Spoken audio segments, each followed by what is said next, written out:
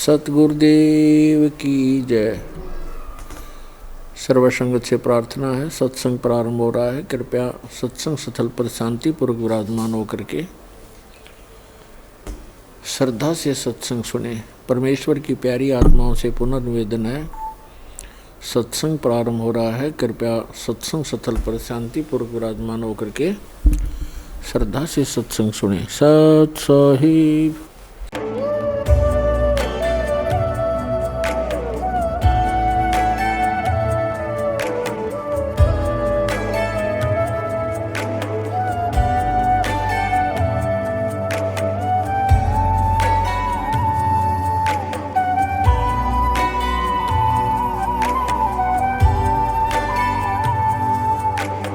कौन ब्रह्मा का पिता है, कौन विष्णु की मां, शंकर का दादा कौन है, हमको दे बता। ये जानने के लिए कृपया सुनिए जगत गुरु तत्वदर्शी संत रामपाल जी महाराज के अमृत वचन सर्व पवित्र धर्मों के पवित्र शास्त्रों के आधार पर। सत साहिब। सतगुरुदेव की जय। बंदी छोड़ कबीर परमेश्वर जी की जय।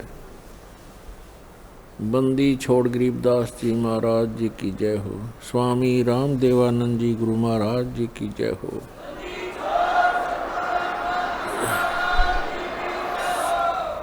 गरीब नमो नमो सतपुरुष को नमस्कार। गुरु की नहीं सुर नर मुनि जन साधुआ संतों सर्वस्धी नहीं।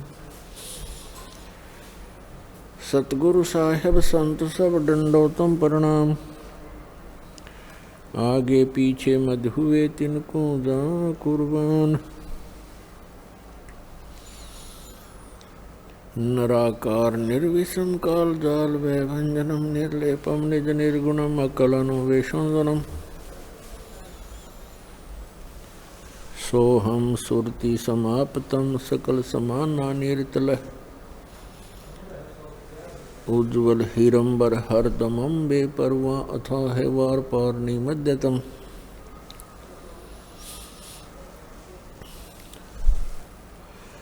ग्रीब जो सुमर सिद्ध होई गणनायक गुलता ना करो अनुग्रह सोई पारस पद परवाना।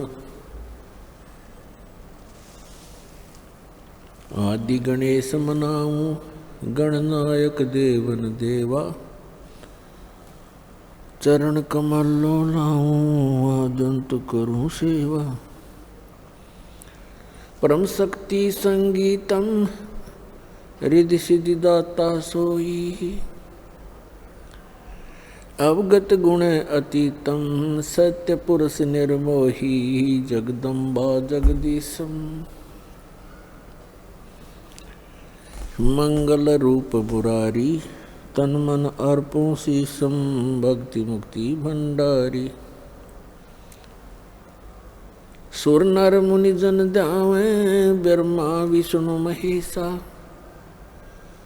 शेष सहस मुख गावे पूजे आदि गणेशा। इंद्र कुबेर सरीखा वरुण धर्म राय ध्यावे। समर्थ जीवन जी का मन इच्छा फल पावे। 33 कोटि आधारा दावे शेष 88। उतरे बहुजल पारा कट है यम की फांसी। 33 कोटि आधारा दावे शेष 88। उतरे बहुजल पारा कट है यम की फांसी। कर जोरूं विनती करूं धरूं चरण पर शीश। गुरु जी राम देवानंद जी महाराज ने दियो नाम बख्शीश। कोटि कोटि सिजदा करूं कोटि कोटि प्रणाम। चरण कमल में राखियो मैं बंदी जाम गुलाम।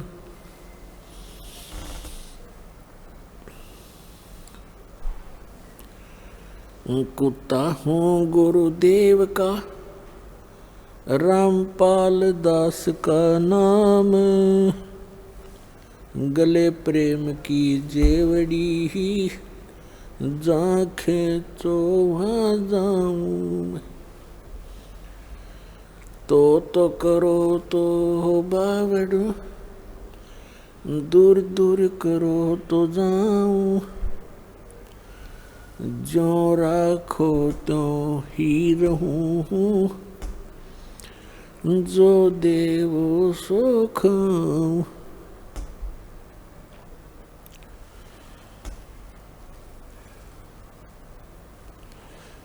परमपिता परमात्मा पूर्ण ब्रह्म सारी सृष्टि के रचनहार कबीर परमेश्वर जी की असीम रजा से आप सभी उस परमात्मा के प्यारी आत्माएं इस तत्व ज्ञान को पहचान कर, अपने पिता को पहचान कर, अपने मूल मालिक को पहचान कर यहाँ सतलोक आश्रम बरवाला के अंदर उपस्थित हुए। धन्य है आपके माता पिता जिनसे जन्म हुआ, लख बर सूरा जूझ ही लख बर सांवत दे, लख बर यति जहान में तब सतगुरु शरणा ले। तो पुण्यात्माओं, आप ऐसे पुण्य कर्मी प्राणी हो, युगों युगों से आप बहुत ही परमात्मा के निकट रहे हो, लेकिन हम पार नहीं हो पाए क्योंकि हम भगवान को पहचान नहीं पाए, तत्व ज्ञान हम समझ नहीं सके। यहाँ का सबसे बड़ा जाल काल का ये है कि जिस भी जीव को, मानव शरीरधारी प्राणी को जरा सा भी कोई यहाँ की ये नकली सुविधा उपलब्ध है, उसको परमात्मा की कति आवश्यकता महसूस नहीं होती। और जो महादुखी हैं वो परमात्मा के लिए भटकते हैं, तो काल न ये नकली संत, नकली दूत, ये ठग कदम कदम पर बैठा रखे हैं, वो उनके फंस के अपना जीवन नाश कर जाता है। और जो भक्ति करता नहीं, पूर्व जन्म का पुण्यकर्मी प्राणी है, उसको सब अच्छी सुविधाएं प्राप्त हैं, उसका व्यवसाय भी ठीक है, कोई पद पोस्ट भी उच्च है, परिवार भी अच्छा है, बच्चे भी लायक हैं, वो पूरे पूर्व जन्म के संस्कार हैं उनके, तो तत्व ज्ञान के अभाव से वो ऐसे अपना जीवन नष्ट कर जाते हैं। इस सारे अंधेरे को, संपूर्ण अज्ञान को हटाने के लिए, इसका नाश करने के लिए परमात्मा स्वयं ही आते हैं। उस परमात्मा के अतिरिक्त जितने भी संत महात्मा, काजी, मुल्ला, आचार्य, शंकराचार्य, मंडलेश्वर, महंत संत हैं, या जो देव पद प्राप्त किए हुए हैं, ये सभी जीव संज्ञा के अंदर हैं और परमात्मा की महिमा को जीव नहीं जान सकता अपने बल से। इसलिए परमेश्वर स्वयं आते हैं हमें अपनी कुछ आंशिक महिमा जो हमें आवश्यक है वो बताने के लिए। तो पुण्यात्माओं, आज का जो समागम संपन्न होने जा रहा है, ये 3 दिन से चला था। ये किस उपलक्ष्य में है? प्रथम दिन भी आपको जानकारी दी गई थी, लेकिन प्रतिदिन श्रद्धालु बदलते रहते हैं, आते रहते हैं, सुनते रहते हैं। आज वो शुभ दिन है, परमात्मा ने वो दया बख्शी थी, सतगुरु आए दया करी, ऐसे दीन दयाल बंदी छोड़ वृद्धतास का, जठरग्नि प्रतिपाल। गरीबदास जी ने कहा है कि सतगुरु आए दया करी, क्योंकि परमात्मा जब आते हैं यहाँ सतगुरु का ही रोल करते हैं। और सतगुरु की परिभाषा ये होती है कि वो सच्चा ज्ञान बतावे, सच्चे भगवान की जानकारी देवे, अविनाशी परमात्मा की। सदग्रंथों के अनुसार ज्ञान बताता है वो सतगुरु होता है, सच्चा ज्ञान दाता। तो सच्चा ज्ञान परमात्मा ही दे सकता है, और उसको बताने के लिए वो परमात्मा स्वयं आते हैं।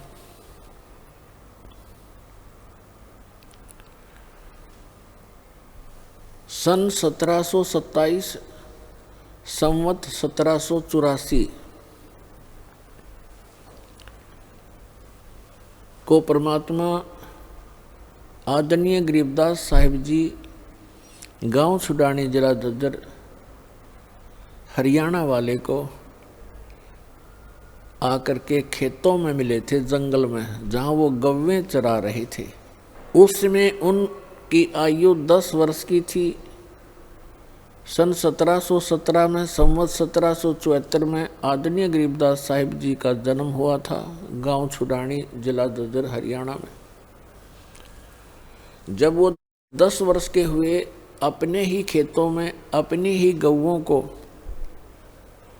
चारा चराने के लिए जंगल में लेकर गए हुए थे। साथ में अन्य 10-12 पाली गवाले उनके साथ सहयोगी थे, और कुछ अन्य गांव के व्यक्ति अपनी गौओं को उन्हीं गरीबदास जी के ही जंगल में खेतों में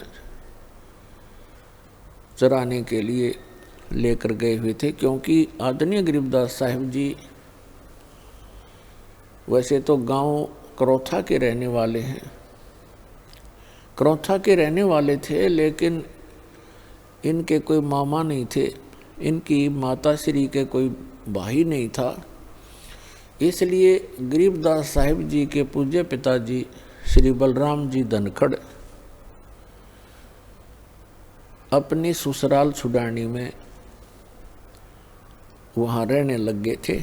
वहीं जाने के बाद आदरणीय गरीबदास साहिब जी का जन्म हुआ था। दिन के 10 बजे थे। वो परमात्मा जो लीला करते हैं, वो लीला करते ही ऐसी हैं, और इसके गवाह चारों वेद हैं। ऋग्वेद मंडल नंबर 9 और सूक्त नंबर 86 के मंत्र नंबर 26 और 27 में, ऋग्वेद मंडल नंबर 9 सूक्त 82 के मंत्र 1, 2, 3 में,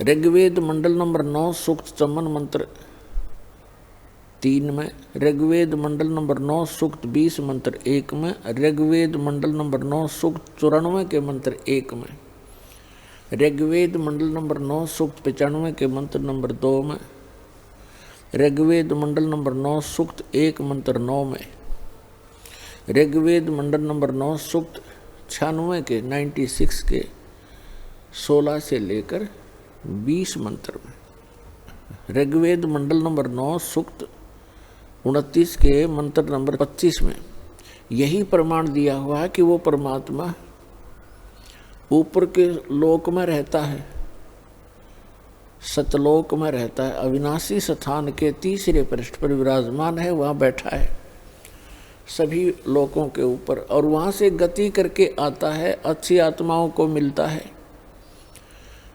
और उनको उपदेश करने की इच्छा से वो कबीर देव नाम है उस परम पिता का, कबीर देव, हम उसे कबीर साहब बोलते हैं। तो उसी अपने गुण अनुसार जो वेद गवाही देते हैं, तो पुण्यात्मा हम वेदों को सत्य मानते हैं। सभी किसी भी, वैसे तो विश्व के अंदर किसी भी व्यक्ति से आप पूछोगे कि वेद एक सत्य वस्तु है, सत्य ज्ञान है, और महिमा का, परमात्मा की महिमा का गुणगान है। और उस परमेश्वर ने 600 वर्ष पहले आकर के बताया था कि वेद मेरा भेद है। मैं ना मिलूं वेदन के माही, और जौन वेद से मैं मिलूं ये वेद जानते नहीं। और वेद पांचवा वेद है, सूक्ष्म वेद है, जिसको तत्व ज्ञान कहते हैं। वेद कहो ज्ञान कहो, तो तत्व ज्ञान है वो तत्व वेद है, वो सूक्ष्म वेद है। उस सूक्ष्म वेद के अंदर परमात्मा के पाने की महिमा कंप्लीटली लिखी हुई है। और इन चार वेदों के अंदर महिमा तो परमात्मा की है, लेकिन उसके पाने की विधि नहीं है। वो सत साधना उसमें उनमें वर्णित नहीं है। तो इस प्रकार वो परमात्मा अपनी प्यारी आत्माओं को मिलते ही मिलते हैं और उनको तत्व ज्ञान से परिचित कराते हैं। गरीबदास साहिब जी 10 वर्ष के थे, खेतों में अपनी गौवें चरा रहे थे। वहाँ एक आजकल का मौसम, जैसे आज का मौसम है, दिन के समय में 10 बजे खूब गर्मी सी हो जाती है और सभी गवाले एक जंडी के पेड़ के नीचे बैठकर खाना खा रहे थे। तभी परमात्मा सतलोक से चलकर आए। कहते हैं गरीबदास जी ने बताया है कि एक क्षण में यहाँ पर है, एक क्षण में प्रलय पार। वो परमात्मा एक सेकंड के भी कुछ अंश के अंदर यहाँ विद्यमान हो जाते हैं। एक जिंदा महात्मा का रूप बना करके और रस्ते रस्ते आ रहे हैं, जैसे यात्री किसी दूसरे गांव को जा रहा हो। उस रास्ते के ऊपर ही वो जांडी का पेड़ था। जब महात्मा जी निकट आए तो राम राम कहा। सभी पालियों ने, परमात्मा ने भी उत्तर दिया। पाली खाना खा रहे थे सभी गवाले, उन्होंने कहा महाराज भोजन पालो, आओ बैठो। उनके लिए एक वस्त्र बिछा दिया, चादर बिछा दी। परमात्मा विराजमान हुए। वो तो आए उसी उद्देश्य से थे। वो ना कहते तो भी उन्होंने तो बैठना ही था वहाँ उनके पास आकर के। वो तो अपने कहते हैं, गोता मारू स्वर्ग में जा बैठूं पाताल, गरीबदास ढूंढता फिरूं अपने हीरे मोती लाल। गरीबदास जी बता रहे हैं, कबीर साहब ने बताया कि अपनी अच्छी आत्माओं को, जो मेरे लाल हैं, मेरे बहुमूल्य प्राणी हैं, जीव हैं, उनको खोजता फिरता हूँ। कभी स्वर्ग में जाता हूँ, कहीं पाताल में पहुँच जाता हूँ, कभी पृथ्वी के ऊपर उनको तत्व ज्ञान से जगाता हूँ। तो उन्होंने कहा, परमात्मा ने कहा भी मैं खाना खा के आया हूँ अपने गांव से। बच्चों ने पूछा जी आपका गांव कौन सा है, क्या नाम है आपके गांव का? परमात्मा ने बताया मेरे गांव का नाम सतलोक है, सत्यलोक है। कितनी दूरी पर है? तो परमात्मा ने वाणी बोली, 16 शंख पर हमरा तकिया, हम गगन मंडल के जंदा, हुक्म हिसाबी यहाँ चल आए, काटन काल का फंदा। 16 शंख कोस की दूरी पर हमारा तकिया है, हमारा सिंहासन है, और हम गगन मंडल के अंदर भी घूमने वाले जिंदा महात्मा हैं, यहाँ नहीं। और हम काल के फंद को काटने के लिए यहाँ पर इस पृथ्वी पर आए हैं। बच्चों ने सोचा कि होगा कोई 16 कोस दूर पर कोई गांव, क्योंकि पहले इतना एक दूसरे से परिचित लोग नहीं थे, गांव को नहीं जानते थे, दूसरे गांव को, दूर देश के गांव को। तो उन्होंने वो टॉपिक छोड़ दिया। फिर कहा महाराज जी भोजन नहीं खाओगे तो दूध तो पीना ही पड़ेगा। परमेश्वर ने कहा भाई दूध पिलाना चाहते हो तो बच्चों मैं कंवारी गाय का दूध पीता हूँ। जो बड़े बड़े पाली थे उन्होंने कहा कि बाबा जी तेरी नीत ठीक को नहीं, मजाक कर रहे हो आप हमारे साथ, कंवारी गाय कभी दूध देती है? परमात्मा ने कहा देख लो भाई दूध पिलाना है तो कंवारी गाय का पिया करूँ मैं। तो गरीबदास जी खड़े हुए, उनकी एक प्रिय बछिया थी, 1.5 वर्ष की लगभग, दूध पीना माँ का छोड़ रखा था, अभी तक वो गर्भ धारण नहीं किया था। उसको कंवारी बछिया कहते हैं। उसको पकड़ कर लाए, गले में रस्सी बांध रखी थी अपनी बछिया के, अल्लाह के खड़ी कर दी। कहा भगवान हे महाराज जी, इसको दूध कैसे देगी, इसका बच्चा भी नहीं है। तो परमात्मा ने कहा कि एक पात्र लाओ। तो वो पात्र लाए, अपना जो मटका था छोटा सा 5-4 किलो का छोटा सा, उसको बरोला बोले, मिट्टी का, उसको धो बांध रखा था, साफ कर दिया और कहा इसके थनों के नीचे रख भाई, अभी दूध देवे गया तुम्हारे सामने। अब गरीबदास जी उस पात्र को, उस मिट्टी के छोटे से मटके को पकड़ कर बैठ गए। जैसे दूध निकालते हैं नीचे रख लेते हैं बाल्टी को। परमात्मा खड़े हुए, बछिया के कमर पर आशीर्वाद भरा हाथ रखा। लंबे लंबे सतन हो गए, 3-3, 4-4 इंच के, और दूध की धार बंध गई। वो पात्र भरते ही अपने आप बंद हो गया। बोलो सतगुरुदेव।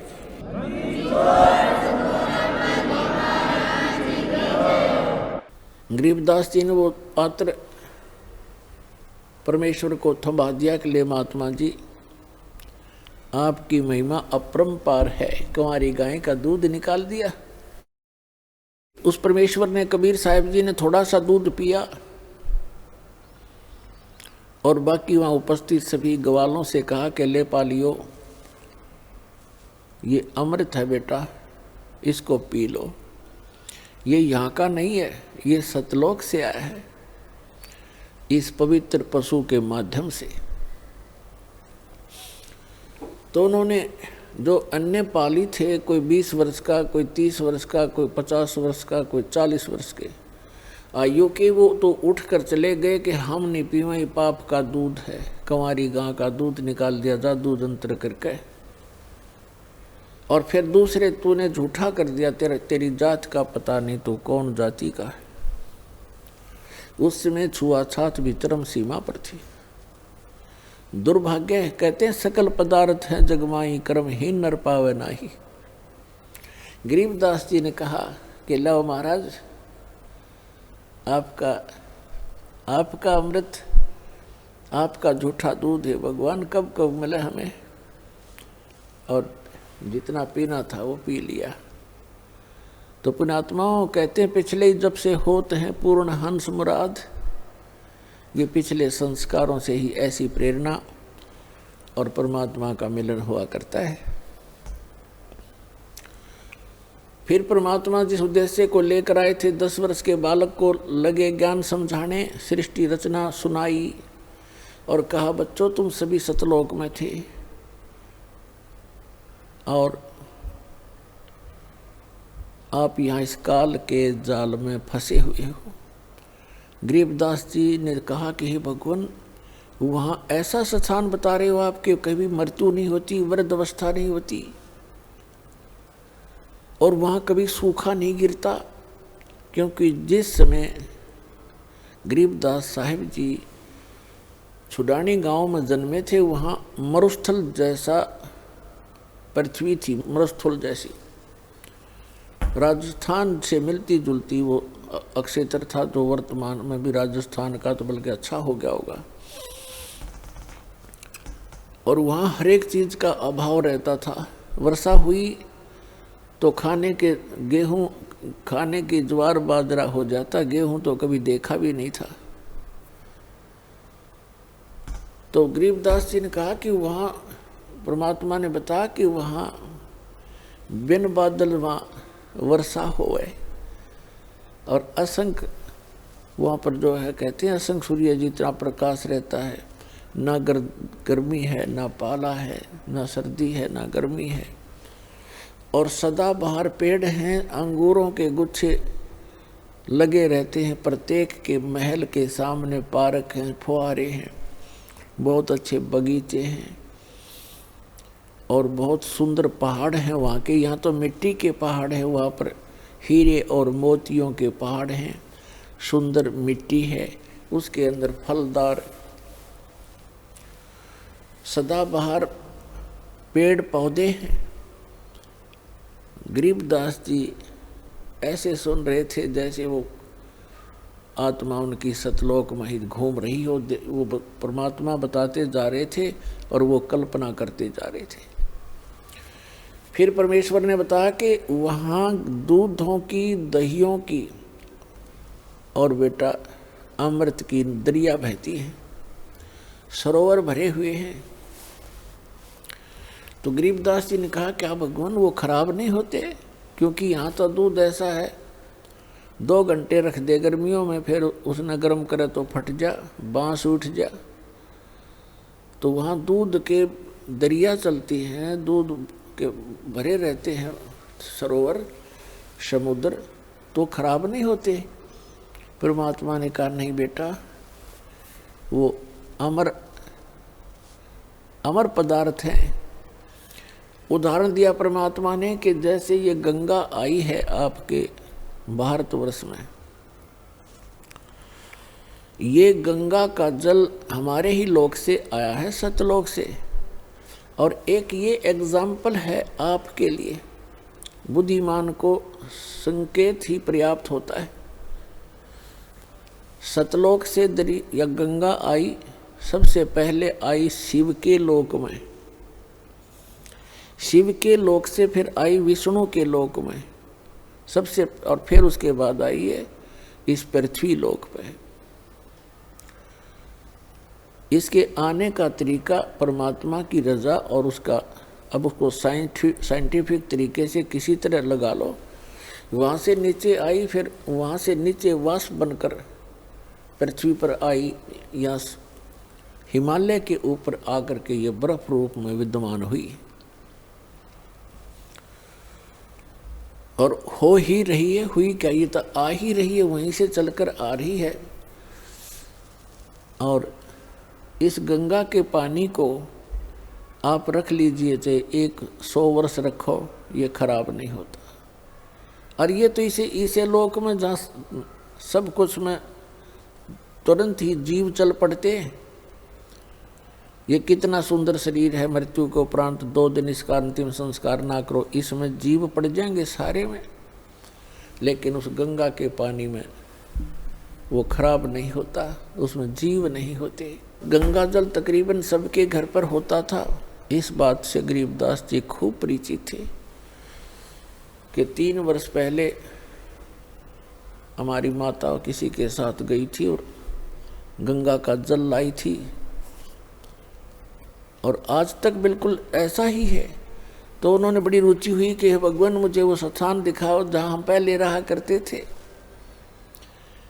परमात्मा आए इसलिए थे, हम जीवों के लिए अपने गवाह तैयार करने के लिए, कि मेरे प्रत्यक्ष दृष्टा हों, मेरे साक्षी बने मेरे बच्चे, ताकि आने वाली वो पिछली पीढ़ी में मुझे पहचान सके कि कबीर इज गॉड। तो परमात्मा उनको सतलोक में लेकर गए, अपनी प्यारी आत्मा गरीबदास साहिब जी को। शरीर नीचे रह गया, आत्मा सूक्ष्म शरीर, फिर कारण शरीर, सब फिर वहाँ जा कर के उसका अपना ओरिजिनल शरीर जो वहाँ हमारा था, वो उसमें वो मानव शरीर सदृश ही है, लेकिन उसका पूरी बॉडी का 16 सूर्य जितना प्रकाश है।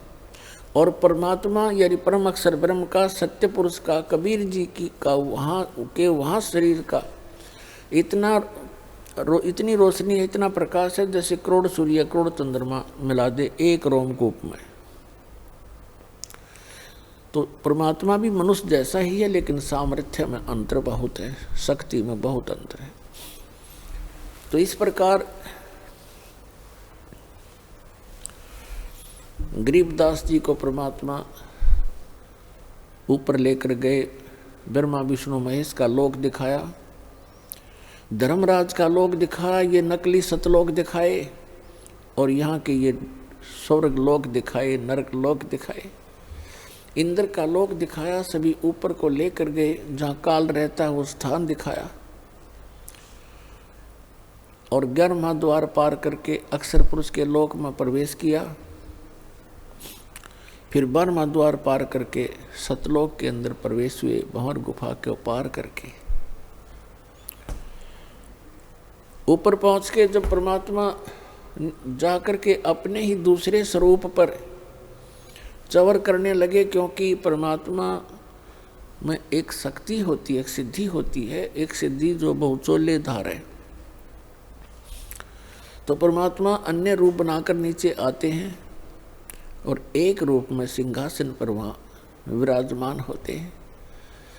जो सिंहासन के ऊपर राजा के समान मुकुट पहने हुए, छत्र के नीचे बहुत बड़े गुंबज के अंदर परमात्मा वहाँ बैठे थे सिंहासन पर, उनके एक रोम में करोड़ सूर्य मिला दे करोड़ चंद्रमा, इतनी रोशनी थी उस परम पिता की। और नीचे से जो जिंदा महात्मा के रूप में वही परमात्मा अपना अन्य रूप धारण करके गए थे, अन्य वेश में, वो जिंदा महात्मा का रूप था। जिंदा कैसे होते हैं? मुसलमानों के अंदर जिंदा महात्मा होते हैं, काला टोप पहनते हैं छोटे से वाला, एक काला ही ओवर कोट पहनते हैं घुटनों से भी नीचे तक, पिंडलियों तक का, और एक कच्छा पहनते हैं घुटनों तक का। ऐसी वेशभूषा वाले को जिंदा महात्मा कहते हैं। जैसे कोई गिरी है, पुरी है, उनकी पहचान अलग है, कोई वैष्णव साधु है उसकी अलग पहचान है, ऐसे जिंदा महात्मा के रूप का अलग पहचान है। तो वहाँ परमात्मा ने जाकर के एक चंवर रखा था। कबीर परमात्मा जो नीचे से गए थे वो चंवर उठाकर उस सच्चे दरबार से और अपने ही दूसरे रूप जो सिंहासन पर विराजमान थे डबल रोल करने लगे, उनके ऊपर चंवर करने लगे ऐसे। अब गरीबदास जी सोच रहे हैं, देख रहे हैं कि भी भगवान तो ये है जिसके ऊपर बाबा जी चंवर कर रहे हैं, और कितने सुंदर हैं, कैसा नूर है, ऐसा प्रकाश कभी देखा नहीं, और यहाँ का लोक है भगवान, वहाँ तो मन चक्रित हो जाता है। तो गरीबदास जी इतना सोच ही रहे थे कि भगवान तो ये है, और कितना सुंदर लोक यहाँ का, देखते भी मन नहीं भर रहा है, आत्मा तृप्त नहीं हो रही है। कभी उस सुंदर मनोहर लोक को, द्वीप को देख रहे हैं, वहाँ के नज़ारा देख रहे हैं, कभी परमात्मा के चेहरे को देख रहे हैं जैसे बालक देखा करते हैं। फिर मन में सोचने लगे कि ये नीचे से जो महात्मा आए हैं ये इस भगवान के कोई सेवक होंगे, नौकर नाकर हैं, ये सर्वेंट होंगे इसके। इतना सोच ही रहे थे, वो असंख्य ब्रह्मांड के सिंहासन पर विराजमान जो तेजों में रूप था भगवान का, वो खड़ा हुआ और ऐसे प्रार्थना करके कहा, विराजिए भगवान। जिंदा महात्मा के रूप में मालिक उसमें बैठ के असंख्य ब्रह्मांड के सिंहासन पर, और वो तेजों में शरीर जो खड़ा होकर के चंवर लेकर के जिंदा महात्मा जो सिंहासन पर विराजमान थे चंवर करने लगे। अब गरीबदास जी सोच रहे हैं कि बाबा जी तो बड़ांडी भाई, इस पर भगवान चंवर करे, इसका पूजा सेवा कर रहा है।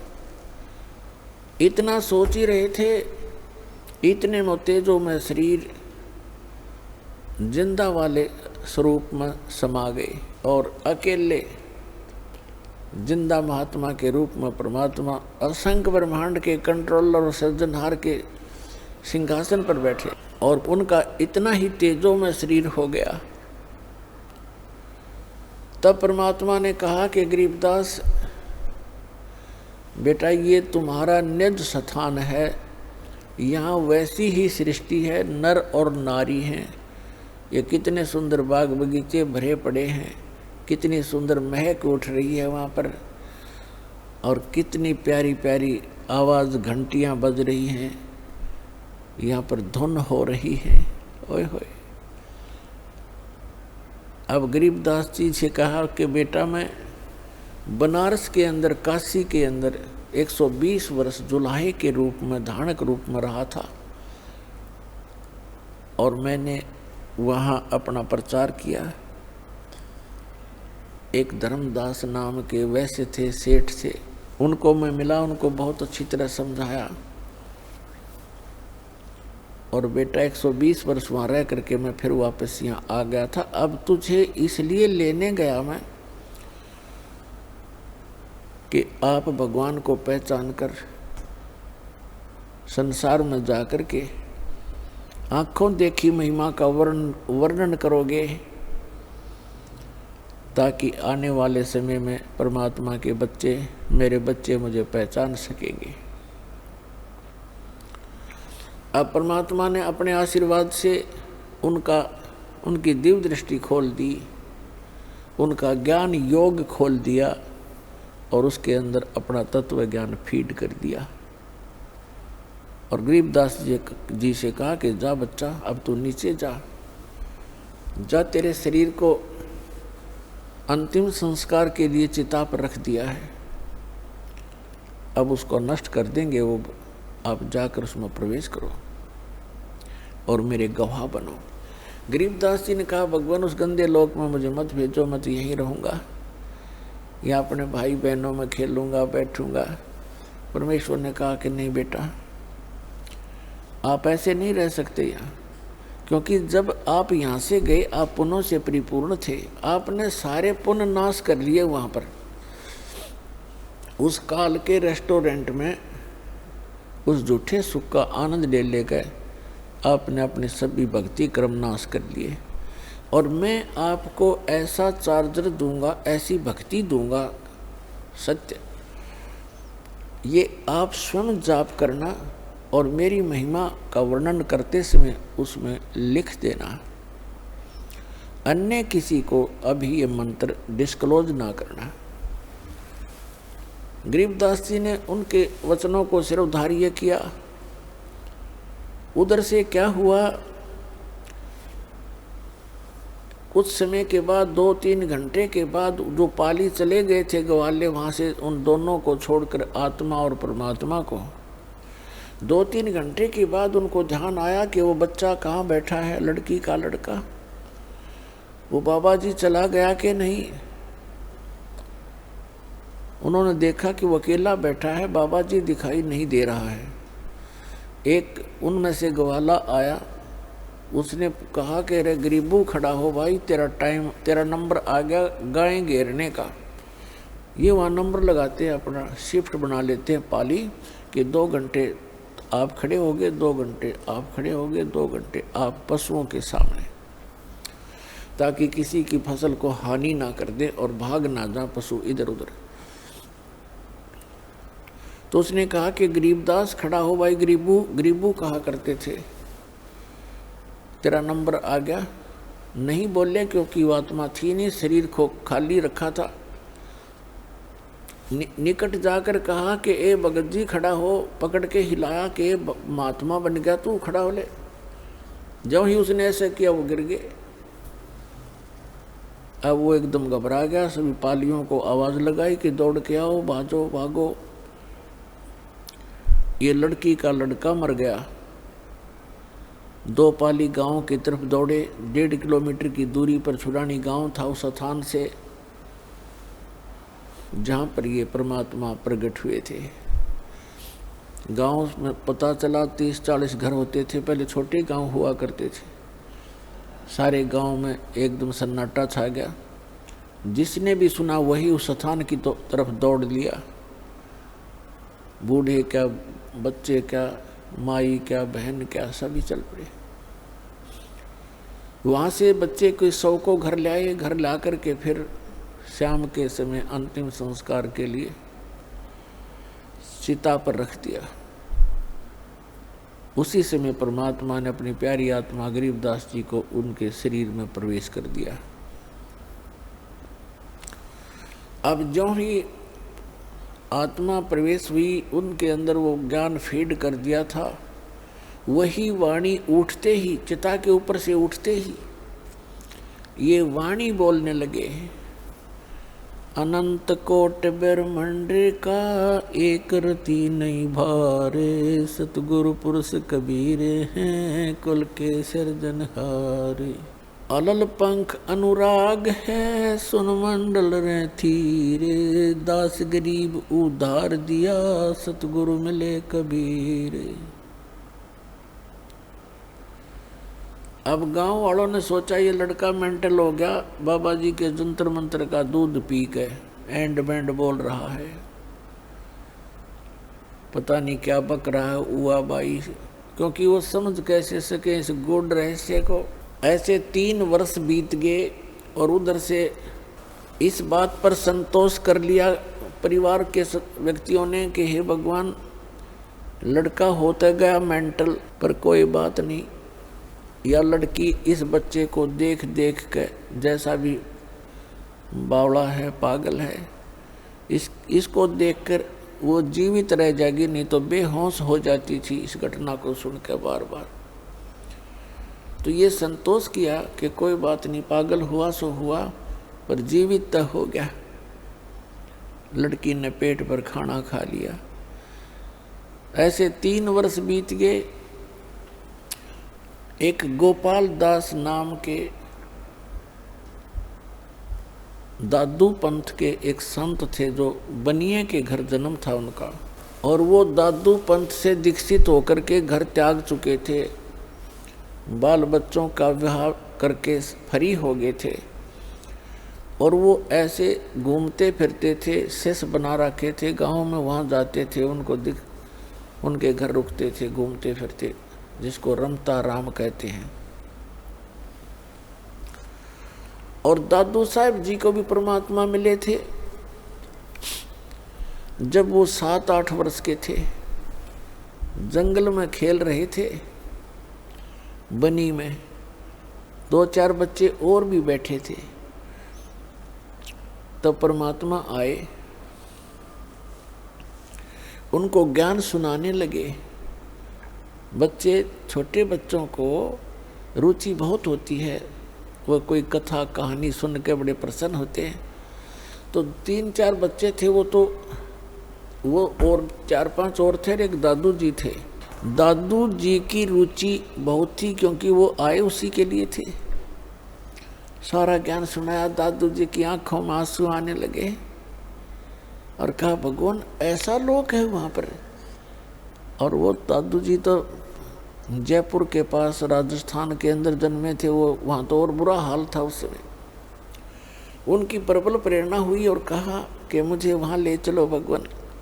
तो परमात्मा ने कहा, भी ऐसे नहीं ले जा सकते, पहले आपने मेरा शिष्य बनना पड़ेगा, दीक्षा लेनी पड़ेगी। ऐसे गरीबदास जी को भी प्रथम मंत्र देकर परमात्मा सतलोक लेकर गए थे, और कुंवारी गाय के दूध से उनको वो अमृत पान कराया था, जिसको पान परवाना कहते हैं। पान माने पेयजल, जैसे खान पान, तो खाना और पीने का जो स्थान, तो पान परवाना का अर्थ है प्रथम मंत्र। इस अमृत बना करके वचनामृत से मिश्री के साथ या अन्य जैसी भी सुविधा उपलब्ध होती है, उसके माध्यम से प्रथम मंत्र दिया जाता है। तो वहाँ परमात्मा ने कहा, एक पान के पौधा था निकट ही, पान का पेड़ था, उससे एक पत्ता तोड़ के लाया, बच्चा के पत्ता तोड़ के लाया। एक करमंडल था उनके पास, अपना जल मालिक के पास। परमात्मा ने कहा कि प्रथम मंत्र लेकर फिर मैं तुझे ले जा सकूंगा। तो और बच्चे तो उठकर चले गए, वो दोनों रह गए, परमात्मा और वो प्यारी आत्मा। तब परमेश्वर ने अपने करमंडल से एक घूंट पानी की भरी और फिर वापस उस पे पान के पत्ते पर ऐसे कुरला कर दिया और कहा, ले बच्चा, ये नाम ले और इसको पी ले। अब दादू जी ने पकड़ के पी लिया, और जो बच्चे और बैठे थे वो उठ कर चले गए, कहने लगे, हम ना पीवा, तेरे जूठे ने। अब दादू साहब को फिर परमात्मा ने वो मंत्र दिया, वो बच्चों के जाने के बाद। वो तो कुरला करके रख लिया था ताकि ये बच्चे आप खिसक जाएंगे, यहाँ से कहना नहीं पड़ेगा, तुम जाओ। वो तो उठकर चले गए। जब वो दोनों रह गए तो उनको नाम दिया, नाम देकर कहा, ले बेटा ये पी ले। दादू साहब पीते ही उनकी तो सुरती पहुंची और कहा चल मेरे साथ। आत्मा शरीर वहाँ छोड़ दिया, ऊपर लेकर गए आत्मा को। तो दादू साहब जी 3 दिन और 3 रात अचेत रहे थे, बेहोश पड़े थे, कोमा में, जैसे कहते हैं ना, कोमा के अंदर आ गया। रात्रि देर होगी, शाम को बच्चे की खोज हुई। उन बच्चों से पूछा कि कहाँ है तुम्हारे साथ वो खेलने गया था दादू। उन्होंने बताया कि वहीं रह गया था, हम तो आ गए थे। वहीं खोजने के लिए गांव के लोग गए तो वहाँ अचेत पड़े थे। तब उन बच्चों ने बताया कि एक बाबा जी आया था और उसने ऐसे जंतर मंतर करके एक जल पान किया था और इनको पिलाया था। हम तो आगे, हमने पिया नहीं, इसने पी लिया था, जिससे ये मर गया। मरा तो नहीं है लेकिन अचेत है। घर उठा लाए, सब परिवार के जन इकट्ठे हो गए, रिश्तेदार आने लगे कुशल पूछने के लिए। तीसरे दिन परमात्मा ने ऊपर के सब ब्रह्मांड दिखा करके उस आत्मा को वापस छोड़ दिया। तब दादू साहब जी एकदम खड़े हुए, चारों तरफ देखा कि हाहाकार मच रहा है, माँ रो रही है, पिता रो रहा है, भाई बहन अन्य सब बुरा हाल था, सन्नाटा छाया था। तो एकदम उठे तो सबकी खुशी का ठिकाना नहीं रहा। लेकिन दादू जी की वही हालत हुई जो गरीबदास साहिब जी की थी। ये वाणी बोलन लगे और उस वाणी को उस गांव वाले नहीं समझे कि पागल हो गया। अब दादू साहिब जी क्या बोल रहे थे अपने परमात्मा कबीर जी के गवाह बनकर, जो जो शरण कबीर के तिरगे अंत अपारे, दादू गुण के ताकहूँ कहत न आवे पार। कबीर करता आप है दूजा ना कोई, दादू पूर्ण जगत को भक्ति दृढ़ावत सोए। ठेका पूरा होवे जब सब कोई तजय शरीर, दादू काल चंपे नहीं जपे जो नाम कबीर। आदमी की आयु घटे तब यम घेरे आए, सुमरण करे कबीर का दादू लिया बचाए।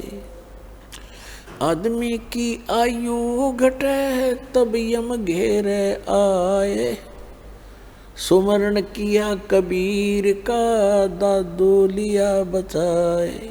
मेट दिया अपराध सब आ मिले छन माही, दादू संग ले चले कबीर चरण की छाही।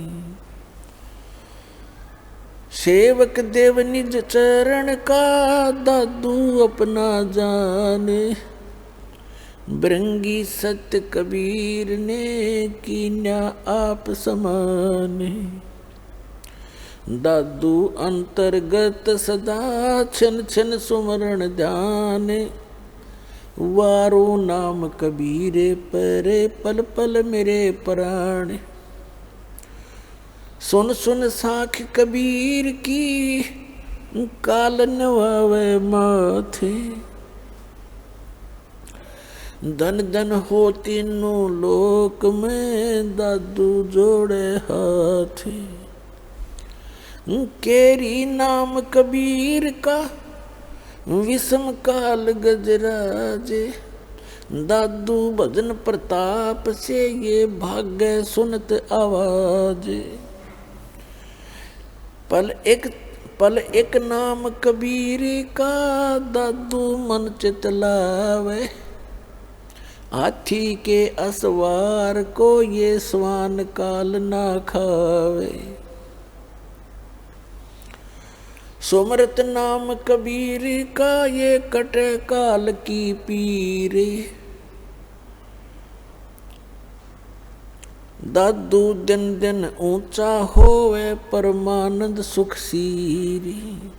दादू नाम कबीर की जय कोई लेवे ओटे, तिनको कभू लागे नहीं ये काल बजर की चोटे। और संत सब कूप हैं केते झरीता नीरे। दादू अगम अपार है ये दरिया सत्य कबीर। अब ही तेरी सब मिटे ये जन्म मरण की पीर। श्वास उश्वास सोमर ले दादू नाम कबीर। कोई सरगुण में रीझ रहा कोई निर्गुण ठहराए। दादू गति कबीर की मोह से कही ना जावे। दादू नाम कबीर का सुनकर कांपे काले। नाम भरोसे नर चले होए न बाका बाले। जिन मोह को निज नाम दिया सोए सतगुर हमारे। दादू दूसरा कोई नहीं कबीर सिरजनहारे। अपने आत्मा परमात्मा को भूलकर हम अपना जीवन नाश कर रहे थे। भगवान को हम पहचान नहीं पा रहे थे। अब परमात्मा को परमात्मा सिद्ध करने के लिए आपके रूबरू लगभग 6-7 गवाह दास खड़े कर देगा और तब जाके हमारे हृदय में समाएगी। जबकि न्यायालय के अंदर 2 गवाहों की ही पर्याप्त होते हैं किसी को दोषी या निर्दोष सिद्ध करने के लिए। और यहाँ पर आपके सामने 7 साक्षी खड़े कर देगा, 7 साक्षी रूबरू कर देगा आपके परमात्मा को परमात्मा सिद्ध करने के लिए। और तब जाकर के ये गले उतरेगी कि कबीर इज गॉड। अब हमारे भक्त तो परिचित हो ही जाते हैं इस ज्ञान से, सुनकर इतने प्रमाणों को देखकर, और वो किसी अन्य को बताने की चेष्टा करते हैं तो सारा ज्ञान सुन लेते हैं और फिर ये कहते हैं और तो सारी बात आपकी प्रमाणित है, पर कबीर को भगवान नहीं माना जाए। कबीर को भगवान कैसे माने? कबीर तो एक जुलाहा था, धानक था, कवि था, गरीब सा आदमी था, झोपड़ी में रहा करता था।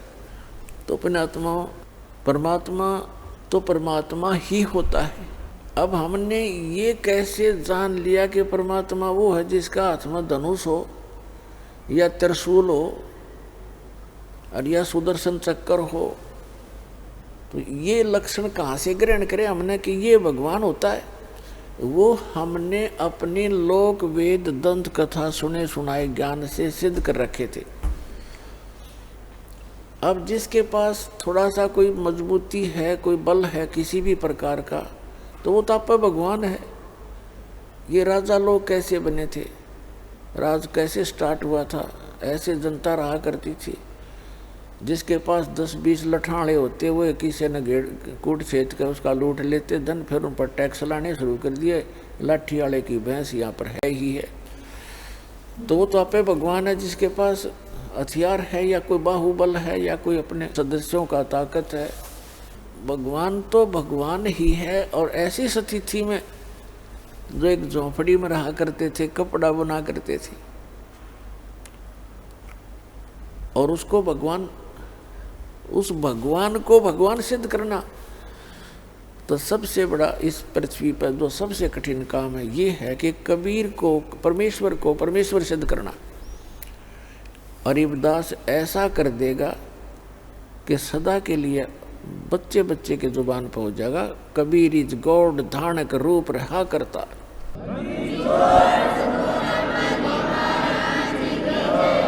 पहले दादू साहब जी से क्लियर करते हैं क्या कहना चाहते हैं ये प्यारी आत्मा है कि जो शरण कबीर के तरगे अंत पार करो, कितने पार हो गए। और दादू गुण की केता कहूँ कहत न आवे पार। कबीर करता आप है दूजा ना कोई, और दादू पूर्ण जगत को भक्ति दृढ़ावत सोए। पूरे विश्व को यदि कोई सत भक्ति देता है तो स्वयं ही आकर बताता है, पूरे विश्व को बताता है। और फिर बताते हैं ठेका पूरा हुआ जब सब कोई तजय शरीर अर्थात दो काल निकट नहीं आवे। जपे जो नाम कबीर, कबीर नाम का अर्थ है जो भगवान ने नाम दिया था सत्य साधना करने के, उन मंत्रों का जो जाप करता रहेगा उसके निकट काल नहीं आ सकता। फिर क्या बताते हैं, आदमी की आयु घटे तब यम घेरे आए। अब परमात्मा ने बता दिया था कि दादू जी को कि बेटा तेरी आयु 30 वर्ष की है। अब जब 30 वर्ष आए और उनकी मृत्यु हुई, शरीर छूटा, एकदम चारों तरफ से यम के दूत आ खड़े हुए, तब परमात्मा ने उनको पहले ज्ञान दे रखा था कि कभी भी कोई भी आपत्ति आपके ऊपर आए तो इस नाम का सिमरण शुरू कर देना। तो उन्होंने उसी समय मालिक को याद किया, परमात्मा तुरंत वहां पहुंच गए। तो उसके विषय में दादू साहब कहते हैं कि आदमी की आयु घटे तब यम घेरे आए, यम के दूत आकर घेर लेते हैं। और सुमरण किया कबीर का दादू लिया बचाए। मैंने परमात्मा को याद किया, तुरंत मेरे पास आ गए। मेट दिया अपराध सब, यानी सब पापों का नाश कर दिया और एक्सटेंशन कर दी उनकी आयु की। मेट दिया अपराध सब आ मिले छन माही, दादू संग ले चले कबीर चरण की छाई। फिर क्या बताते हैं, सुन सुन साख कबीर की काल नवावे माथे, धन धन हो 3 लोक में दादू जोड़े हाथे। कबीर परमेश्वर की इस महिमा को सुनकर, उनके द्वारा बोली गई साखियों को सुनकर, कहते हैं काल भी ऐसे नतमस्तक हो जाता है। और दादू साहब जी अपने परमात्मा का धन्यवाद करते हैं कि धन धन तीनों लोक में एक ही भगवान है, समर्थ शक्ति है, दादू जोड़े हाथ। और फिर कैसी उपमा बताते हैं कि केरी नाम कबीर का और विखम काल गजराज, दादू भजन प्रताप तयु भाग्य सुनत आवाज। अब क्या बताते हैं दादू साहब, कैसा अच्छा निर्णय दे रहे हैं कि ये काल भी कोई छोटी शक्ति नहीं है। इसको एक गजराज की उपमा देते हैं।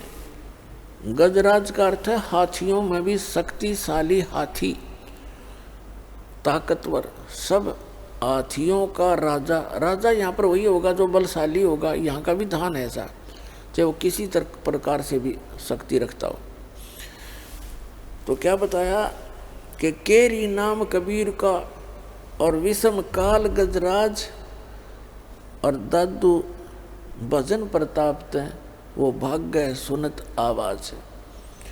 अब दादू साहब बताना चाहते हैं कि जैसे काल को तो समझो हाथी, हाथी कोई छोटा जानवर नहीं होता, और परमात्मा के उस मंत्र को समझो केहरी।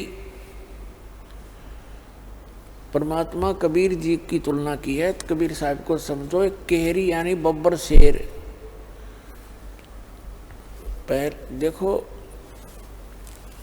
हाथी बहुत बलशाली होता है आम प्राणियों में, लेकिन शेर के सामने वो लीद कर देता है। जब वो दहाड़ मारता है तो आसपास अगर हाथी होगा तो एकदम लीद कर जाएगा और भागने की चेष्टा करेगा, यहाँ से दूर निकल जाओ। तो क्या बताते हैं, केरी नाम कबीर का और विषम काल गजराज और दादू भजन प्रताप वो भाग्य सुनत आवाज। फिर क्या बताते हैं, पल एक नाम कबीर का दादू मन चित लावे और अस्थि के असवार को स्वान काल नहीं खावे। अब क्या बताना चाहते हैं दादू साहब जी, कि आप जी जो परमेश्वर कबीर जी की शरण में आ गए और ये सच्चा नाम आपको प्राप्त हो गया, आप समझो हाथी के ऊपर असवार हो गए, हाथी के ऊपर बैठ गए आप। और अब दादू साहब बताते हैं काल समझो कुत्ता है, और कुत्ता जो है हाथी पर बैठे व्यक्ति को किसी प्रकार की हानि नहीं कर सकता, चाहे वो दूर से कितना ही घुराता रहे, भौंकता रहे, कितना ही कोशिश करता रहे। यानी उसकी रीत से आप इतने बाहर हो गए, उसकी रेंज से इतने आउट हो गए कि आपको वो काल रूपी कुत्ता हाथी पर यानी कबीर परमात्मा की शरण में विराजमान उस हंस आत्मा का कुछ भी नहीं बिगाड़ सकता, उसकी हानि नहीं कर सकता। ये अंदाजा लगा सकते हो पुण्यात्माओं, आप अपनी स्थिति को समझ सकते हो, आप कितने इन यहाँ की हानिकारक इनसे शक्तियों से ऊपर उठ चुके हो। क्या बताते हैं, पल एक नाम कबीर का दादू मन चित लावे, हाथी के असवार को ये स्वान काल नहीं खावे। ओए अब आप देख सकते हो हाथी पर बैठे व्यक्ति का, पहले तो उस हाथी के निकट कुत्ता नहीं आ सकता, क्योंकि हाथी कैसे थाम कैसे मोटे मोटे पिलर से तो पैर होते हैं, अरे एक सूंड मार दे तो मन मानो लोटपोट हो जा, पता है उसको। और वो तो फिर ऊपर बैठा है उसके सवार। तो पुण्यात्मा इन महापुरुषों ने भगवान को देखा, सतलोक को देखा, वहाँ की महिमा आंखों देखी बताई है। और अभी तक दुनिया ने जो लोक कथा सुनाई है अन्य संतों महंतों आचार्यों और शंकराचार्यों ने, महंतों ने, काजी और मुल्लाओं ने। सुमरत नाम कबीर का कटे काल की पीरे, कहते सुमरत नाम कबीर का, कबीर परमेश्वर का नाम सच्चे संत से लेकर जाप करने से। दादू साहब तो सीधे ही भगवान से लिए हुए थे उपदेश। कहते सुमरत नाम कबीर का कटे काल की पीड़, कोई भी कष्ट या काल का हो कहते सब समाप्त हो जाएगा। और दादू दिन दिन ऊंचा होए, यानी दिन दिन उभरेगा वो प्राणी, और फिर सुख परमानंद सुखसीर। अब जैसे पुण्यात्माओं आप और आम जगत में कितना अंतर हो गया। आपने शराब त्याग दी, हुक्का बीड़ी तंबाकू सेवन करना बंद कर दिया, मांस खाना बंद कर दिया, चोरी ठगी जारी झूठ कपट ये बंद कर दिए। एक तो आपके पाप स्टॉप हो गए, और दूसरे आप भक्ति स्टार्ट कर दी, भक्ति करने लगे। और अन्य समाज सारा दिन 2 रोटी के लिए 36 झूठ बोले दिन में, और मन में दोष रखे, और बतलावा के बतलावेगा वही ऊट पटांग बातें अटपट। और आप चर्चा करोगे मालिक की, कभी वाणी पढ़ोगे, कभी सुनोगे, कभी मंत्र कर रहे हो, कभी रमैनी कर रहे हो, कभी सुबह की नित्य नियम कर रहे हो, कभी शाम की आरती का समय हो गया, किसी से चर्चा करते हो तो भी भगवान की चर्चा करते हो। और आपका तो देखो आप कैसे हो गए। अब आप यहाँ थे पहले, हम जगत के साथ थे, अब हम ऊंचे होते जा रहे हैं और जगत नीचे को जा रहा है, उनके पुण्य क्षीण हो रहे हैं। तो यहाँ से हम चलते हैं तो उनका और हमारा डबल डिफरेंस हो गया। आप ऊपर चढ़ते जा रहे हैं, वो नीचे को जा रहे हैं।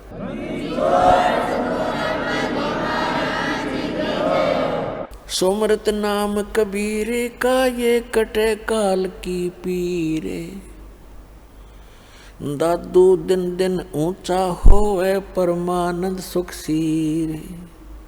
दादू नाम कबीर की जय कोई लेवे ओटे, उनको कभी लागे नहीं ये काल बजर की चोटे।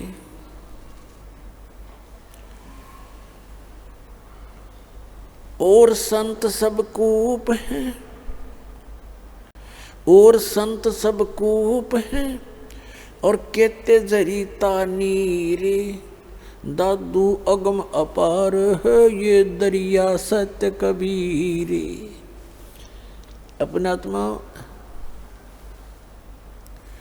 आप विचार करना, एक एक इस महापुरुषों की एक एक वाणी में कितनी गहराई है इनके अंदर। कहते हैं और संत सब कूप हैं। दूसरे जो महापुरुषों की आप सुनते हो, जैसे कोई कहता है कि हमारे गांव में एक बाबा जी हुआ करता था, हम उसकी पूजा करते हैं, उन्होंने ऐसे कर दिया था, उन्होंने ऐसे कर दिया, ऐसा लाभ दे दिया। और कोई कहता हम झाड़ोदा की में पूजा करते हैं, वहाँ जाते हैं। तो वो भी संत थे, उनमें भी कुछ भगवान की भक्ति का शक्ति संग्रह था। और वो भी छोटे मोटे आम प्राणी से तो अच्छी कोई ना कोई चमत्कार लीला कर ही देते हैं। तो उसकी तुलना करते हैं दादू साहब जी कि जैसे एक तो कूप हो, कुआं, और कुएं में मेरे ख्याल में एक कुएं में एक गांव के पीने का पानी का काम नहीं चला है। तो वो भी जल है लेकिन अपर्याप्त है, सफिशिएंट नहीं है। कहते हैं और संत जिनकी आप महिमा सुनते हो गांव नगर में जहाँ पर भी आप रहते हो, कोई ना कोई एकादा सिद्धि वाला महापुरुष कहीं ना कहीं हुआ ही है। तो वो तो समझो एक कूप थे। और कहते जरीता नीर, जरीता माने जैसे झरना निकल रहा है, तो झरना काम चलाओ सा ही जल देता है, आसपास के थोड़े बहुत सिंचाई कर सकता है, ज़्यादा उसका औकात नहीं है। और दादू साहब को तो क्या बता रहे हैं कि कुछ दादू साहब जी कह रहे कुछ तो संतों को समझो कुएं जितनी अक्षमता, और कुछ एक हैं ऐसे जैसे झरना जरीता नीर। और दादू अगम अपार है, वो दरिया सत कबीर, होय होय दरिया। यानी परमात्मा इतने समर्थ हैं कबीर जी इन सभी से, जिनको तुम कुछ राहत प्राप्त कर रहे थे, मान रहे थे कि ये ऐसे हैं वैसे हैं, तो उनकी सबकी तुलना कर दी कि दरिया के जल से नहरें भी निकाल ली जाती हैं, सिंचाई भी आसपास के लोग कर लेते, पी भी लेते, और फिर भी पर्याप्त पानी आगे चला ही जाता, समुद्र में जाके मिल जाता है, यानी उसका कोई अंत नहीं होता। तो इतने समर्थ हैं उस कबीर साहब को कैसे तुलनात्मक तरीके से एक समर्थता सिद्ध की है इस प्यारी आत्मा ने, दादू साहब ने। और संत सब कूप हैं, कुएं हैं, कुएं। और कहते दरिता नीर झरने, और दादू अगम अपार है, दरिया सत कबीर। फिर क्या बताते हैं, अब ही तेरी सब मिटे जन्म मरण की पीर। और दादू श्वास उश्वास सुमर ले, दादू नाम कबीर। जो कबीर परमेश्वर जी ने सच्चा नाम आपको दिया है, उसका श्वास उश्वास से सिमरण कर लो, इस जन्म में तुम्हारा मोक्ष हो जाएगा। दादू जी ने खुद मंत्र की जाप किया था, लेकिन आगे अपने ग्रंथ में इसका नामो निशान नहीं दिया। कोई भी दादू पंथी नाम से परिचित नहीं है। फिर क्या बताया है, कोई निर्गुण में रीझ रहा, कोई सरगुण ठहराए, और दादू गति कबीर की मोथे कहीं न जाए। दादू नाम कबीर का सुन के कांपे काल, और नाम भरोसे नर चले होए न बाको बाल। अब क्या बताते हैं, कबीर परमेश्वर के सच्चे नाम को सुनकर काल भी कांप जाता है, और इस नाम के साथ खंडित ना होने दे, इस नाम के साथ चलते रहोगे तो काल आपका कुछ नहीं बिगाड़ पाएगा, आपके परिवार को भी वो हानि नहीं कर सकेगा। जैसे गरीबदास जी ने बताया है कि गरीबदास जी ने इसी का तुलनात्मक तरीके से बताया है कि जो कबीर साहब ने स्वयं बताया गरीबदास जी को कि जब लग हंसा हमारी आना, और काल लगे नी तेरा बाणा। जब तक हंस यानी मेरी प्यारी आत्मा मेरी मर्यादा में रहेगा तो काल तेरा अटैक नहीं हो सकता। तो हमने परमात्मा की मर्यादा में रहेंगे तो परमात्मा आपकी पूरी मदद करेगा, जैसे दादू साहब ने कितना क्लियर कर दिया है, आप ऐसे बैठ के जैसे हाथी पर, और काल और इसकी सारी शक्ति समझ लो कुत्ते जितनी, आप उस काल की रीत से बाहर हो गए, पहुंच से दूर हो चुके हो। अब जानबूझ के हाथी ते तला पड़ जाएगा डर के, उसके भौंकने थे तो फिर तो पाड़ के खाएंगे कुत्ते। तो इसलिए आप जिन्हें इस हाथी परमात्मा के इस शरण रूपी हाथी से नीचे मत उतरना, सतलोक जाके छोड़ देंगे आपको।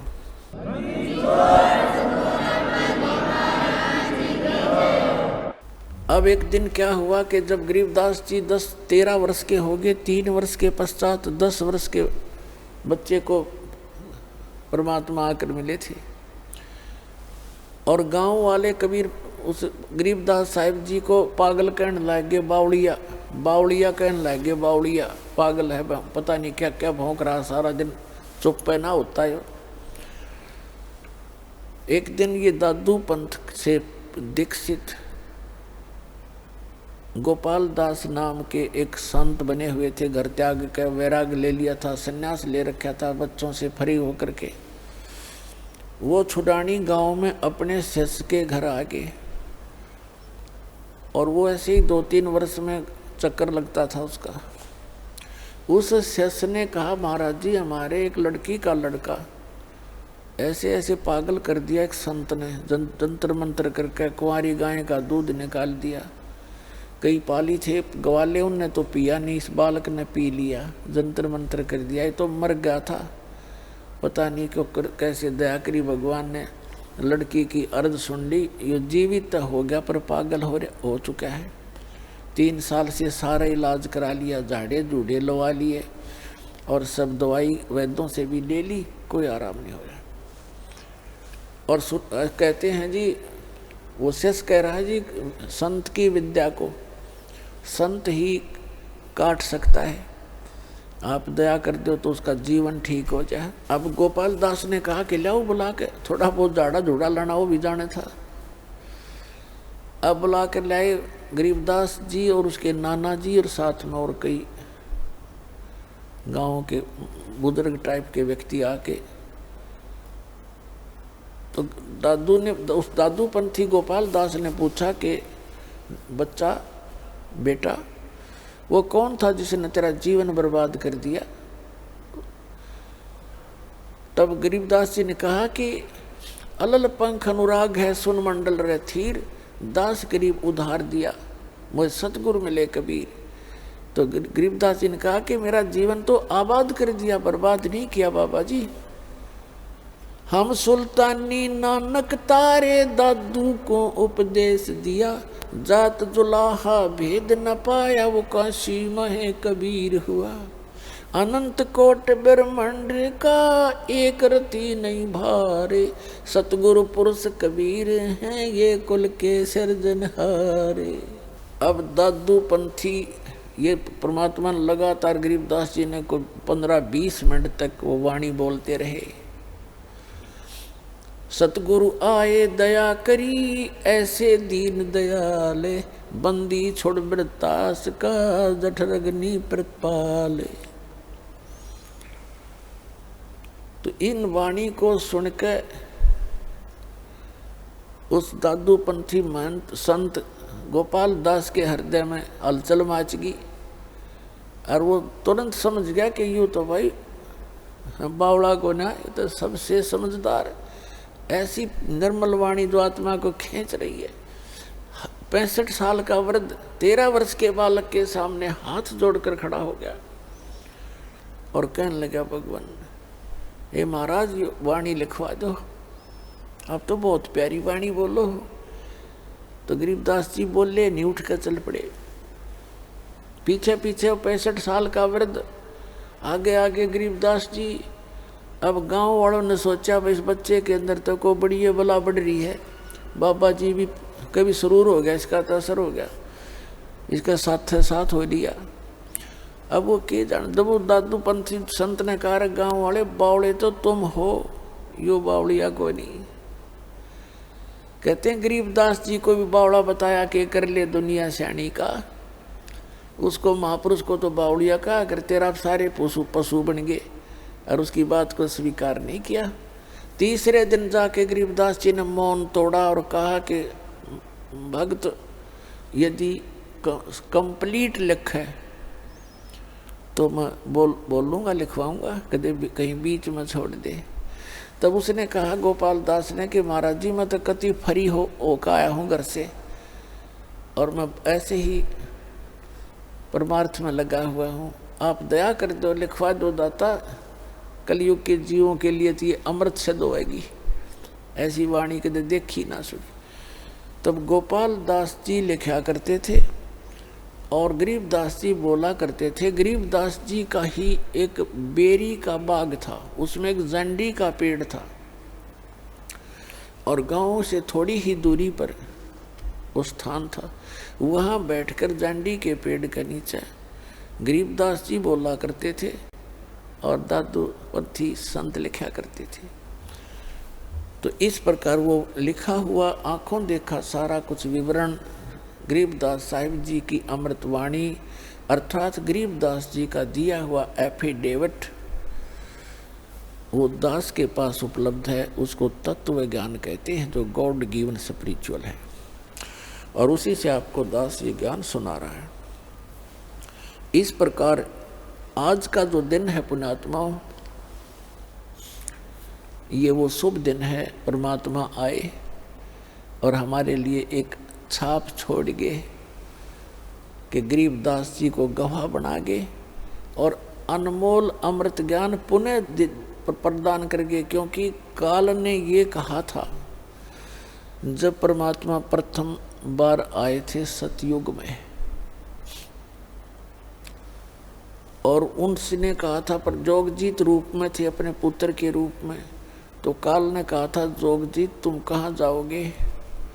तो परमात्मा ने जोगजीत रूप में अपने पुत्र के रूप में खड़े थे, कहा कि मैं नीचे जाऊंगा और सभी जीवों को परमात्मा की जानकारी दूंगा। परमात्मा के आदेश से मैं नीचे जा रहा हूँ, और आपने भगवान मिटा दिया, तो आप स्वयं अपने आप को भगवान सिद्ध कर बैठा। तूने कैसा जुल्म कर दिया? अरे भले आदमी, इन बच्चे थे, इनसे तो गलती होगी, आपने इनका उलिया बिगाड़ दिया, ऐसा सांग निकाल दिया, कोई गधा बना रखा, कोई गधी बना रखी, कोई कुत्ता, कोई कुतिया, गंदी नाली के कीड़े, तो तेरे को लज्जा नहीं आती? तब वो कहता है मेरे को श्राप दे रखा है 1 लाख मानव शरीरधारी जीव खाने का और 1.25 लाख उत्पन्न करने का, तो मैं तो ऐसे ही बनाऊंगा और नीचे जाकर दिखा तेरे को बनाऊं ठीक है। तू आ कैसे गया मेरे लोक में? क्योंकि मैंने तपस्या करके ये 21 ब्रह्मांड ले रखे हैं। तब कबीर साहब बता रहे हैं धर्मदास जी को कि मेरे ऊपर ना ऐसे झपटा जो से मुझे अभी मार डालेगा। और धर्मदास पुण्यात्मा हमारे लिए संकेत करते हैं परमात्मा कि यहाँ की चाहे कितनी बला हो, कैसा ही कोई क्यों ना हो, चाहे भैरव बैताल और काल भी खुद क्यों ना हो, इस सतनाम का सुमन कर। प्रथम मंत्र प्राप्त है तो प्रथम मंत्र का जाप शुरू कर दीजिए, और सार नाम प्राप्त है तो सार नाम का, सत्य नाम प्राप्त है सत्य नाम का सुमन शुरू कर देना चाहिए। किसी प्रकार की आपत्ति चाहे सपने में भी क्यों ना हो या वैसे प्रत्यक्ष में हो, तो भाग जाएगा, कोसो नहीं पाएगा आपको। तो धर्मदास जी को बता रहे हैं कि जब मेरे ऊपर काल ने झपट्टा मारा मुझे मारने के लिए, मैंने सतनाम का सुमन कर दिया धर्मदास, और काल ऐसे कंडम होकर गिर गया जैसे पक्षी की पंख कट जाती है, पड़ा पड़ा तड़पता है, कुछ बसावा नहीं। तब इसने पता लग गया कि इसके पास कोई प्रबल शब्द शक्ति है, तो चापलूस बन गया ये काल, और मेरे धीरे धीरे नीचे नीचे आकर मेरे पैर पकड़ दिए और नो कहे तो मेरा बड़ा भाई, मैं आपका छोटा भाई। क्योंकि जोगजीत रूप में परमात्मा खड़े थे जो, और काल भी उस परमात्मा का ही पुत्र है।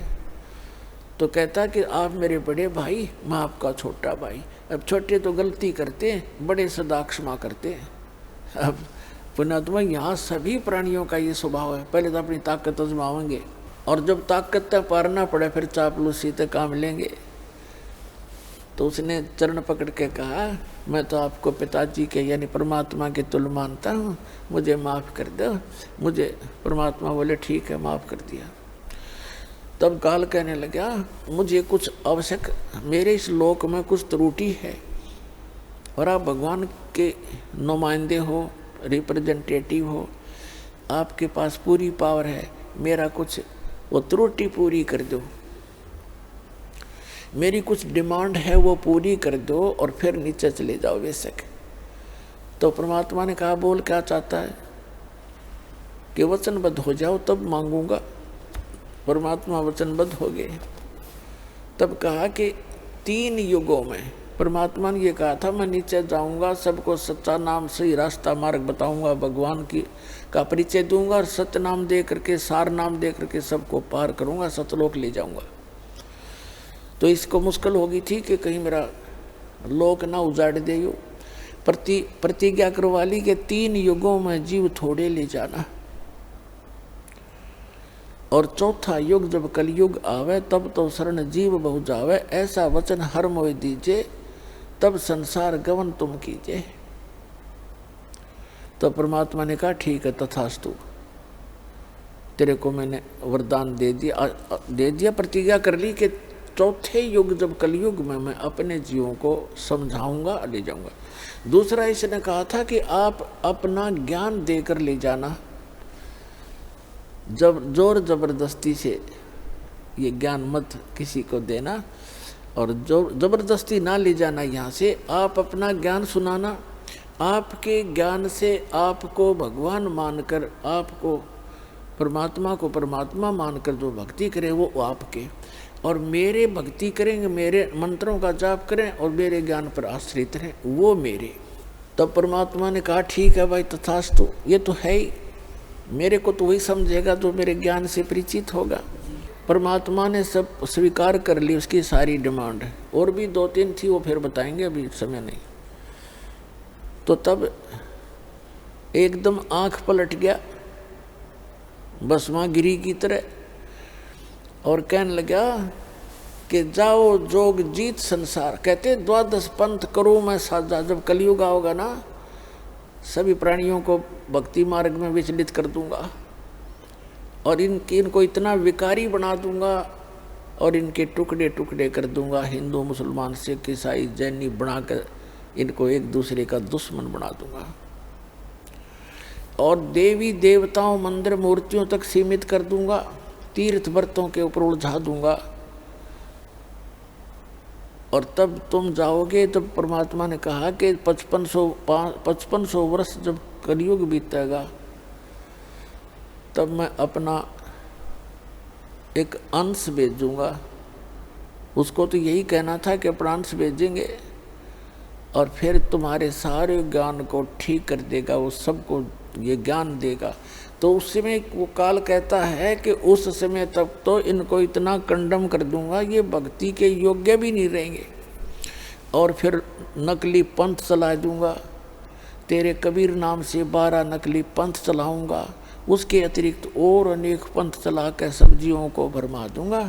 और जब तुम्हारा जाएगा ना कोई हंस, तो सब उसके साथ वाद विवाद करेंगे, विरोध करेंगे मेरे उस गलत ज्ञान पर आधारित होकर के, और तेरी एक नहीं चलेगी जोगजीत, अब बेशक चले जाना। तो क्या कहा काल ने, 12 पंथ करूं मैं साझा, नाम तुम्हारा ले करूं आवाजा। 12 पंथ नाम जो ले ही हमरे मुख में आन समोई, और अनेक पंथ चलाऊं या विद जीवों को भरमाऊं। अपने आत्मा 12 पंथ तो गरीबदास जी तक पंथ आपको दिखाई रखे बहुत बार है। उसके अतिरिक्त और अनेक पंथ चलाऊं, ये राधा स्वामी पंथ, इसी से निकली ब्रांच जय गुरुदेव पंथ मथुरा, और जनोद वाला जो ताराचंद वाला, और धन सतगुरु सच्चा सौदा सिरसा और जगमाल वाली जो यहाँ पर गंगुआ पंगुआ, गंगुआ के आसपास यहाँ वाला, ठाकुर जी वाला, और ये राधा स्वामी ब्यास वाला, आगरा वाला, ये सारे अनेक पंथों में है। निरंकारी पंथ है, तो काल ने कहा था, और अनेक पंथ चलाऊं या विद जीवों को बरमाऊं, और फिर जाइयो जोग जीत संसारा, जीव न माने कहा तुम्हारा, जीव तुम्हारा कहा न माने, हमारी ओढ़ हो बाद बखाने। तुम्हारे साथ विरोध करेंगे, मेरे वकील बन के खड़े हो जाए। तो परमात्मा ने कहा था तुम अपना काम करेंगे और हम अपना करेंगे। तब धर्मदास जी ने पूछा था, भगवान जब 5500 वर्ष कलयुग बीतेगा, अभी तो 5000 वर्ष बीता है, और अभी तक तो कुछ थोड़ी बहुत इंसानियत जीवित है, और आपके साथ इतना विरोध हो रहा है, और फिर आप कह रहे हो कि फिर आओगे कलयुग में इस समय के आसपास, तब कैसे समझाओगे? तो परमात्मा ने कहा था, धर्मदास ये मेरा काम है, वो तो बालक है, उसको क्या पता मैं कैसे लीला करूँगा। तब धर्मदास जी को मालिक ने बताया था कि जिस समय 5500 वर्ष कलयुग के बीतेंगे, जब अपना दास भेजूंगा, उस समय तक ये सभी नकली पंथ चल चला कर फाइनल हो लेंगे, और इन्होंने जो कहना सुनना उनकी पुस्तक बनकर समाज में प्रवेश हो चुकी होगी, इनकी CD DVD बन चुकी होंगी। तब मेरा दास जाएगा, इनके पकड़ पकड़ के ज्ञान को मेरे सदग्रंथों से मेल करेगा, इनको सबको फेल करेगा।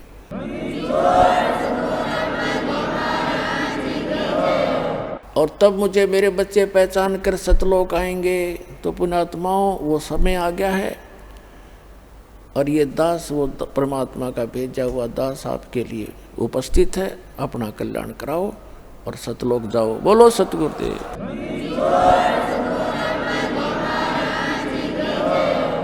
आइए अब हम उन श्रद्धालुओं के अनुभव जानते हैं जो जगत गुरु तत्वदर्शी संत रामपाल जी महाराज जी से दीक्षा प्राप्त कर चुके हैं तथा उनके द्वारा बताए गए भक्ति मार्ग पर चल रहे हैं। सर नमस्कार। नमस्कार सर। सर क्या नाम है आपका? प्रकाश कुमावत। ओम प्रकाश जी, कहाँ से आए हैं आप? मैं बलसाड़ गुजरात से आया हूँ सर। संत रामपाल जी महाराज से नाम दीक्षा कब लिया आपने? मैं 10 मई 2013 को ली थी सर। संत रामपाल जी महाराज से नाम दीक्षा लेने से पहले आप क्या क्या भक्ति साधनाएं करते थे? उनसे पहले जो परंपरागत साधनाएं होती थी वही साधनाएं किया करता था। हनुमान जी का हनुमान चालीसा भी पढ़ता था, शंकर भगवान के मंदिर में भी जाया करता था। फिर मेरे को साईं बाबा के बारे में पता चला तो मैंने साईं बाबा की भी बहुत सी साधनाएं की थी, शिरडी भी जाया करता था। और कहने का मतलब जो भी जानते थे वो भक्ति सब किया ही करते थे, लेकिन फिर भी हमको कोई आर्थिक लाभ नहीं मिला, कोई शारीरिक लाभ भी नहीं मिला, और आध्यात्मिक लाभ तो बहुत ही दूर की बात थी मिलना, क्योंकि वो साधना ऐसी थी नहीं। हमको गुरु जी की शरण में, रामपाल जी महाराज की शरण में आने के बाद पता चला। संत रामपाल जी महाराज से कैसे जुड़े? ये हमारे ससुराल वाले जुड़े हुए थे पहले संत रामपाल जी महाराज से। वो पहले भी किसी कबीरपंथी से जुड़े थे, लेकिन हम उनकी बातें नहीं मानते थे। वो बहुत समझाते थे। फिर वो पता नहीं कब संत रामपाल जी महाराज की शरण में आए, हमको भी पता नहीं चला। 1 साल बाद में उन्होंने हमको बताया कि आप भी संत रामपाल जी महाराज का ज्ञान सुनो और ये परमात्मा आए हुए हैं। तो मैंने इग्नोर कर दिया उनकी बातों को कि हमको ये संतों के चक्कर में नहीं पड़ना है। लेकिन मेरी भगतमती वहाँ रुकी थी। मैं तो वहाँ से चला आया था पहली उसी दिन रात को। मेरी भगतमती वहाँ रुकी, उनको उन्होंने समझाया कि ऐसी ऐसी भक्ति है, ऐसे परमात्मा खुद आए हुए हैं रामपाल जी महाराज के रूप में। तो उनके मन में पता नहीं कैसा ऐसा हो गया, वो मेरे को आके समझाई, लेकिन मैंने उनकी बातों पे कोई ध्यान नहीं दिया। फिर मैं यहाँ पे गुजरात में आ गया। फिर वहाँ आने के बाद में वो सत्संग देखती रहती थी। मेरे को तो वही मैच पिक्चर देखने का ज़्यादा शौक रहता था भगत जी। तो हमारे बीच में आपसी तनाव भी रहता था, घर का माहौल इतना ज़्यादा बिगड़ चुका था। मैं सोचा कि मेरा परिवार बिखर ना जाए, ऐसा मेरे को लगने लगा था। मैं बाजू वाले के घर में जाके मैच देखता था और वो सत्संग सुनती थी। परमात्मा की इतनी अच्छी वाणियाँ थी, लेकिन मेरे को वो पता नहीं अंदर समा ही नहीं रही थी वाणियाँ। फिर मैं सोचा अब कैसे कब तक चलेगा ऐसा, बाजू वाले के घर में जाके बैठ के कब तक बैठेंगे। तो मैं उनको वैसा बोला, चलो 15 मिनट आप अपना सत्संग सुनो, 15 मिनट में मेरा मैच देखता हूँ। देखते देखते एक देर परमात्मा शास्त्रों को खोल खोल के बता रहे थे कि ब्रह्मा विष्णु महेश नासवान हैं, और ये इनकी भक्ति करने से कोई ज़्यादा लाभ नहीं मिलता है, जितना कर्म में होता है उतना ही मिलता है। ये हमारी आयु भी नहीं बढ़ा सकते, हमारे कष्टों को भी दूर नहीं कर सकते। तो मैं सोचा ये पूरा जगत हम सब आज तक इन्हीं की भक्ति करते आ रहे हैं। यो संत ऐसा बता रहे परमात्मा कि भाई ब्रह्मा विष्णु महेश तो नासवान है, रामपाल जी महाराज तो ऐसा बता रहे हैं।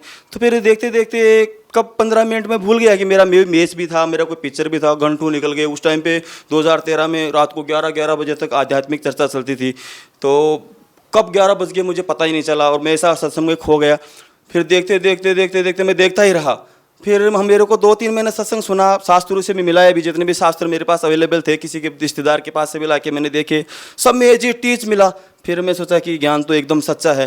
फिर मैं मेरी भगतमती के साथ हो गया कि मतलब आप सही हो और आपका ज्ञान सही है, गुरुजी रामपाल जी महाराज भी सही हैं, मैं ही गलत था। फिर मैंने सब एक्सपेक्ट किया। फिर नामदान लेने से पहले ही मैंने जितनी भी मेरे घर में जितनी भी तस्वीरें थी, वो तस्वीरों को मैंने सब जल प्रवाह कर दी थी। और परमात्मा का एक ज्ञान गंगा बुक मेरे को कहीं से मिला था, ऐसे ही किसी की रद्दे में पढ़ा था, ऐसी पुस्तक मेरे को मिली गई, ज्ञान गंगा पुस्तक। बाद में मैंने उनको पढ़ा। फिर वो जो गुरुजी की फ़ोटो आती है ना ज्ञान गंगा में पेस्ट, उसको मैंने फ़ोटो स्टूडियो में जाके बनवाया फ़ोटो, और मैं उन्हीं की साधना करने लगा। मैंने उपदेश भी नहीं लिया था। फिर मैं उसके 3 महीने बाद में गाँव गया।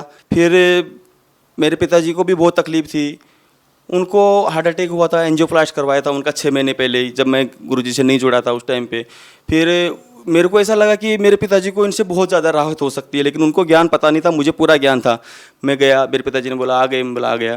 तो उन्होंने बोला कि आप एक काम करो, मेरे लिए दवा पूरी हो गई है और कल दवा भी लेके आना। मैं बोला अभी दवा नहीं लेना है। उन्होंने बोला दवा नहीं लूँगा तो मैं मर जाऊँगा। डॉक्टर ने बोला कि तू दवा बंद मत करना, तेरा खात कुछ भी हो सकता है। मैं बोला अभी परमात्मा मिल गए हैं संत रामपाल जी महाराज के रूप में, और अभी हमको दवा की ज़रूरत नहीं है। उन्होंने बोले कौन रामपाल जी महाराज है? मैं बोला ऐसे ऐसे। मैंने उनको थोड़ा बहुत ज्ञान समझाया। तो उनको ऐसा लगा कि देवी देवताओं की भक्ति नहीं करनी है तो समाज से बहुत दूर हो जाएंगे। तो उन्होंने बोला नहीं, मैंने ऐसा नहीं कर सकता। मैं बोला देखो परमात्मा है, और उनकी शरण में जाने से ना आपको दवा खाने की ज़रूरत है। ये समाज आपको क्या दे रहा है?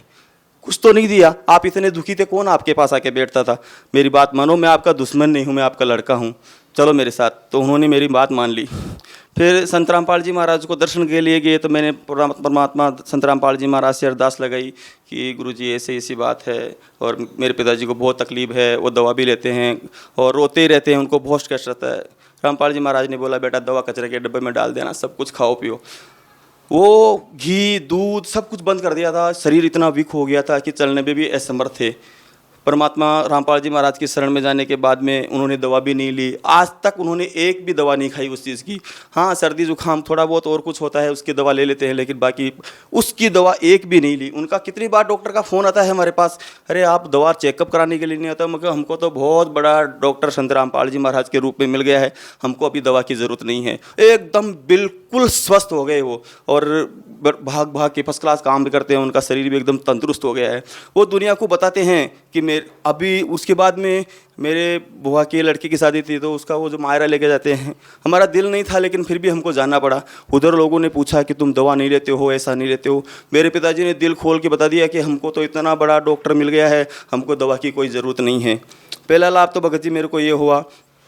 दूसरा लाभ, मेरी एक बच्ची है, उनको भी सतनाम मिला हुआ है, और वो भी मेरे साथ ही उन्होंने रामपाल जी महाराज ने उपदेश ले लिया था। बहुत ही दृढ़ बच्ची है, मेरे से भी ज़्यादा उसको परमात्मा में विश्वास है। उसको एलर्जी हो गई थी, पूरा शरीर उसका इतना ज़्यादा ऐसा खून निकाल लेती थी। चर्म रोग विशेषज्ञ डॉक्टर जो स्पेशलिस्ट डॉक्टर होते हैं उनको बताया, कितने डॉक्टरों को बताया।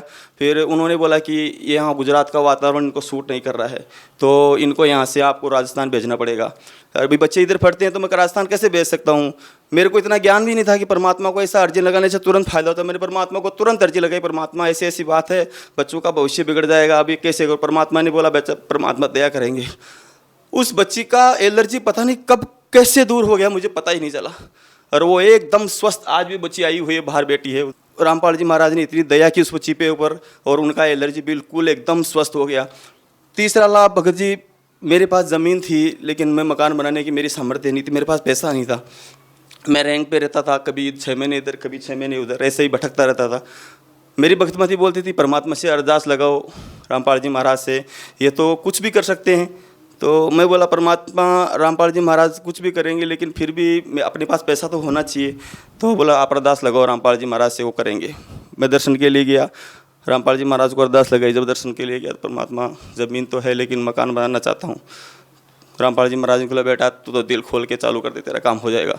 और मेरा काम एकदम ऐसे हो गया। आज 25 लाख रुपए मेरे पास, 2-3 लाख रुपए मुश्किल से थे, और 25 लाख रुपए का मकान परमात्मा ने कैसे बनवा दिया। किस जो आदमी को मैं जानता भी नहीं था वो भी मेरी मदद के लिए वहाँ पे आया भगत, और मेरा मकान बन गया। मेरा मकान जब चालू किया था तो मैं परमात्मा ने बोला था कि कोई पूजा नहीं करनी है। मैंने उधर कह भी था कि परमात्मा सब लोग मुहूर्त लगाते हैं, भूमि पूजन करते हैं, मेरे को क्या करना है? परमात्मा ने बोला बेटा ज्योति का संकल्प कर लेना और ज्योति जला देना और चालू कर देना। मैंने बोरिंग करने के लिए मशीन आ गई, परमात्मा को, रामपाल जी महाराज को ज्योति लगा दी, दंडों प्रणाम किया। फिर बोला, बोरिंग वाला बोलता नारियल लाओ, अगरबत्ती लाओ। मैं बोला ये ऐसा हमको नहीं करना है। बोलता कहाँ बोरिंग करना है? बोला इधर करना है। किसी से पूछा था? मैं बोला मेरे रामपाल जी महाराज मेरे गुरुजी से पूछा था। बोला जो बेटा तुम्हारा सब जगह योगी लाके वहीं पे कर लेना। बाजू वाले घर में 90 फुट पे पानी था भगत जी, लेकिन मेरा बोरिंग 160 फुट चला गया, एकदम सूखा, बिल्कुल पानी नहीं निकला। मैं एक कोने में बैठे बैठे सुमरण कर रहा था और सब लोग जितने भी आजू बाजू वाले थे सब खड़े थे, वो सब बातें कर रहे थे, ये देवी देवताओं को नहीं मानता है, वो रामपाल जी महाराज का ज्ञान ले लिया है इसने, कहाँ से पानी होगा, वो है वो ऐसा नहीं करता है, पूजा नहीं करता है। मैं बोला परमात्मा जो करना है आपको ही करना है, इसी में मेरे को सब कुछ करना है, यही बोरिंग रहना चाहिए। मैं बोरिंग वाले को बोला भाई तू बंद कर दे बोरिंग, तेरा जितना पैसा होता है तू लेके जा। और बोलता है क्या करेगा, दूसरा बोरिंग तो तेरे को करवाना पड़ेगा। मैं बोला जो होगा सो देखा जाएगा, तो कितना पैसा होता है। उसका जो बिल बना के दिया, जितना बोरिंग पैसा हुआ मैंने उसको देख के भेज दिया।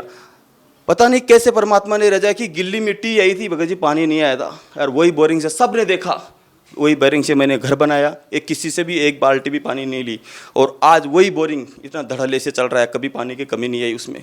परमात्मा ने इतने, अभी गिनाने जाऊंगा तो कितना गिनाऊं भगत जी, आपका भी टाइम थोड़ा लिमिट होता है, लेकिन बहुत लाभ दिए हैं, आर्थिक लाभ दिए हैं, शारीरिक लाभ दिए हैं। बच्चे भी, मेरा बच्चा था एक, वो बिल्कुल भी खाना नहीं खाता था, 4 साल का था उस टाइम पर, 3 साल का ही था, बिल्कुल भी खाना नहीं खाता था, माँ का दूध का स्वाद वो कुछ भी नहीं लेता था, एकदम कमज़ोर था। परमात्मा को मेरी भगतपति ने प्रार्थना की, परमात्मा बच्चा खाता नहीं है, क्या मालूम क्या हो गया। परमात्मा ने बेटा खा लेगा। उसी टाइम जैसे परमात्मा ने बोला, चाय और बिस्कुट आश्रम में खाया। रामपाल जी महाराज ने जैसे ही उनके सर पे हाथ रखा ना, उनका खाना चालू कर दिया। और कहने का मतलब परमात्मा ने हर पल मदद की है। अभी छोटी छोटी बातें बताऊंगा तो भगत जी बहुत लंबी हो जाएगी, लेकिन जो भी किया परमात्मा ने बहुत ही अच्छा किया। जब हम अपने आप को बहुत ही भाग्यशाली मानते हैं कि परमात्मा ने हमको ऐसा ज्ञान दिया, आध्यात्मिक ज्ञान सबसे बड़ा लाभ तो वही है कि हमको परमात्मा मिले, सतलोक जाने का रास्ता सूझा, बस। देखिए, आज के दिन लोग भक्ति तो कर रहे हैं, लेकिन भक्ति करते करते भी दुखी हैं। आप क्या कारण मानते हैं कि लोग भक्ति कर रहे हैं? कोई किसी मंदिर में जा रहा है, कोई मस्जिद में जा रहा है, कोई गुरुद्वारे में जा रहा है, कोई चर्च में जा रहा है, भक्ति सभी कर रहे हैं, लेकिन दुखी क्यों हैं? क्या कारण मानते हैं? भक्ति आप भी कर रहे हैं, आप लोगों को सुख हो रहे हैं, लेकिन भक्ति और लोग भी कर रहे हैं, फिर भी वो परेशान हैं। आप भी पहले भक्ति करते थे, लेकिन पहले आप दुखी थे, आज सुखी हैं, ये कारण क्या है? उसका कारण यही है भगत जी, उनकी साधनाएं शास्त्र अनुकूल नहीं है। उनकी सच्ची साधनाएं हैं, वो लोक वेद के आधार पे भक्ति करते हैं। जो भी उनको गुरु मिले, धर्म गुरु, वो भी हुआ भाई ऐसा लोक वेद के आधार पे उनको ज्ञान बताते हैं। रामपाल जी महाराज शास्त्रों के अनुकूल भक्ति बताते हैं। हमको भी लाभ नहीं हो रहे थे, हम भी बहुत भक्ति करते थे। हनुमान चालीसा आज भी मेरे को खंटक से याद है।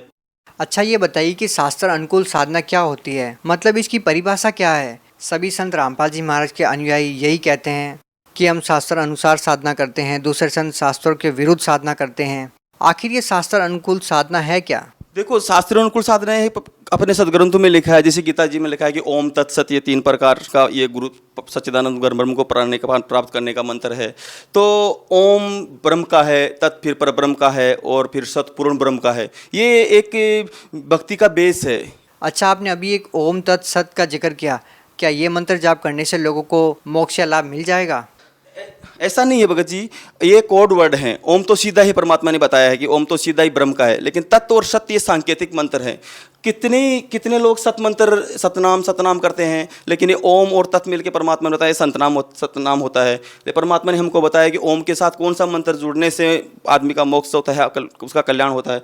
तो ये चीज़ें संत रामपाल जी महाराज ने खोल के बताई है, बाकी धर्मगुरुओं ने आज तक कभी नहीं बताई है। देखो, लोग ये तो मानते हैं कि संत रामपाल जी महाराज से नाम दीक्षा लेने के बाद लाभ तो लोगों को ऐसे ऐसे मिल रहे हैं कि लोगों को आश्चर्य हो रहा है, लेकिन बहुत सारे लोगों की शंकाएं हैं। कुछ लोग ये जानना चाहते हैं कि आज तक कोई भी धर्मगुरु, देखिए प्राचीन काल से जो साधनाएं चलती आ रही है, जो हिंदू धर्म में साधनाएं चलती आ रही है, मुसलमान धर्म में, जो अन्य धर्मों में साधनाएं चली आ रही है, साधनाएं प्राचीन काल से चलती आ रही है। आज संत रामपाल जी महाराज ने उन सभी साधनाओं पर प्रश्न चिन्ह लगा दिया है। संत रामपाल जी महाराज का कहना है कि जो भी धर्मगुरु आप लोगों को जो भक्ति बताते हैं वो शास्त्रों के अनुसार नहीं है, वो गलत बताते हैं। तो लोगों को समझ में नहीं आ रहा है कि वो धर्मगुरु कैसे गलत हो सकते हैं। जो साधनाएं वो कर रहे हैं वो प्राचीन काल से उनके पूर्वज भी करते आ रहे हैं। तो अभी लोगों के पास इस सवाल का क्या जवाब हो?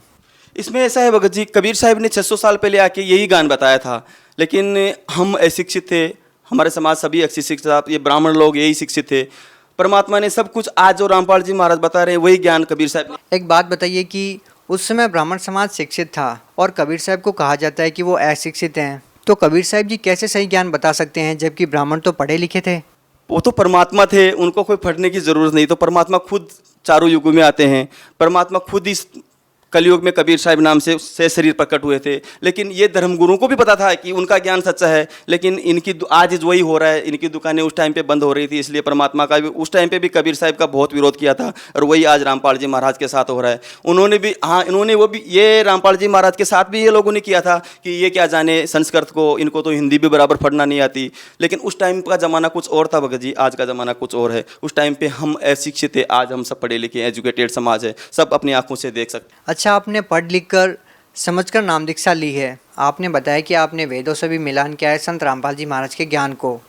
सबसे बड़ी बात बताइए कि लोगों को जल्दी समझ में आ जाए कि आपने वेदों में कौन सी बात मैच की कि संत रामपाल जी महाराज जो बता रहे हैं वो बिल्कुल सही है और किसी भी संत ने आपको वो बात नहीं बताई।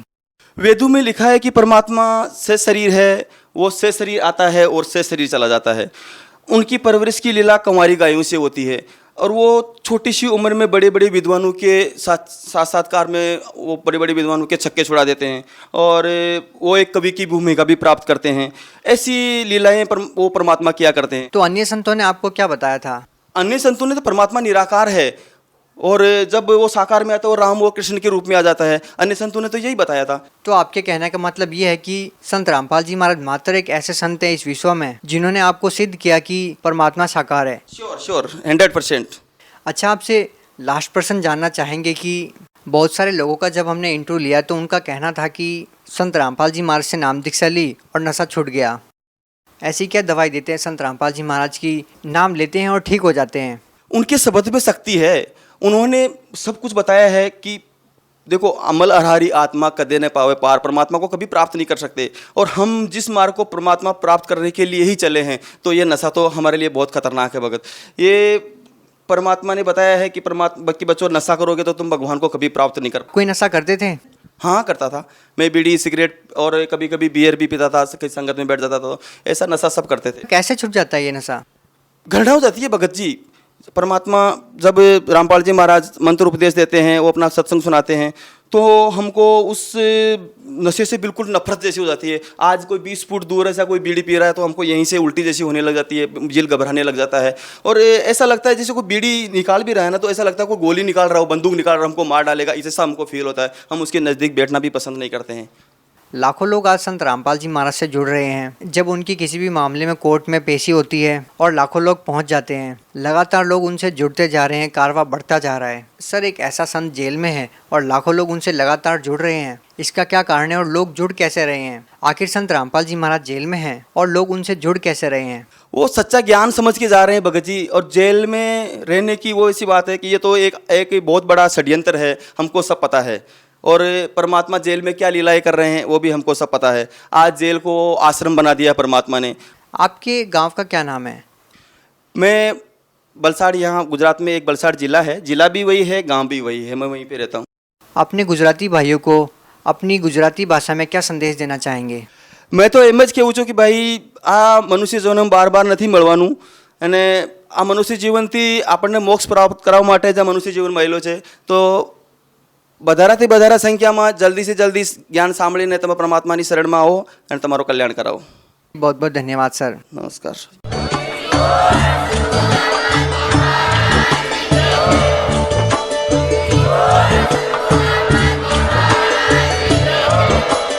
आप सुन रहे थे जगत गुरु तत्वदर्शी संत रामपाल जी महाराज जी के मंगल प्रवचन। अधिक जानकारी के लिए विजिट कीजिए हमारी वेबसाइट www.jagatgururampalji.org। संत रामपाल जी महाराज जी के शुभ आशीर्वाद से पूरे विश्व भर में 500 से भी ज्यादा नाम दीक्षा केंद्र हैं, जिन पर संत रामपाल जी महाराज जी द्वारा ऑनलाइन निशुल्क नाम दीक्षा दी जा रही है। अपने नजदीकी नाम दीक्षा केंद्र का पता करने के लिए संपर्क करें 8222880541।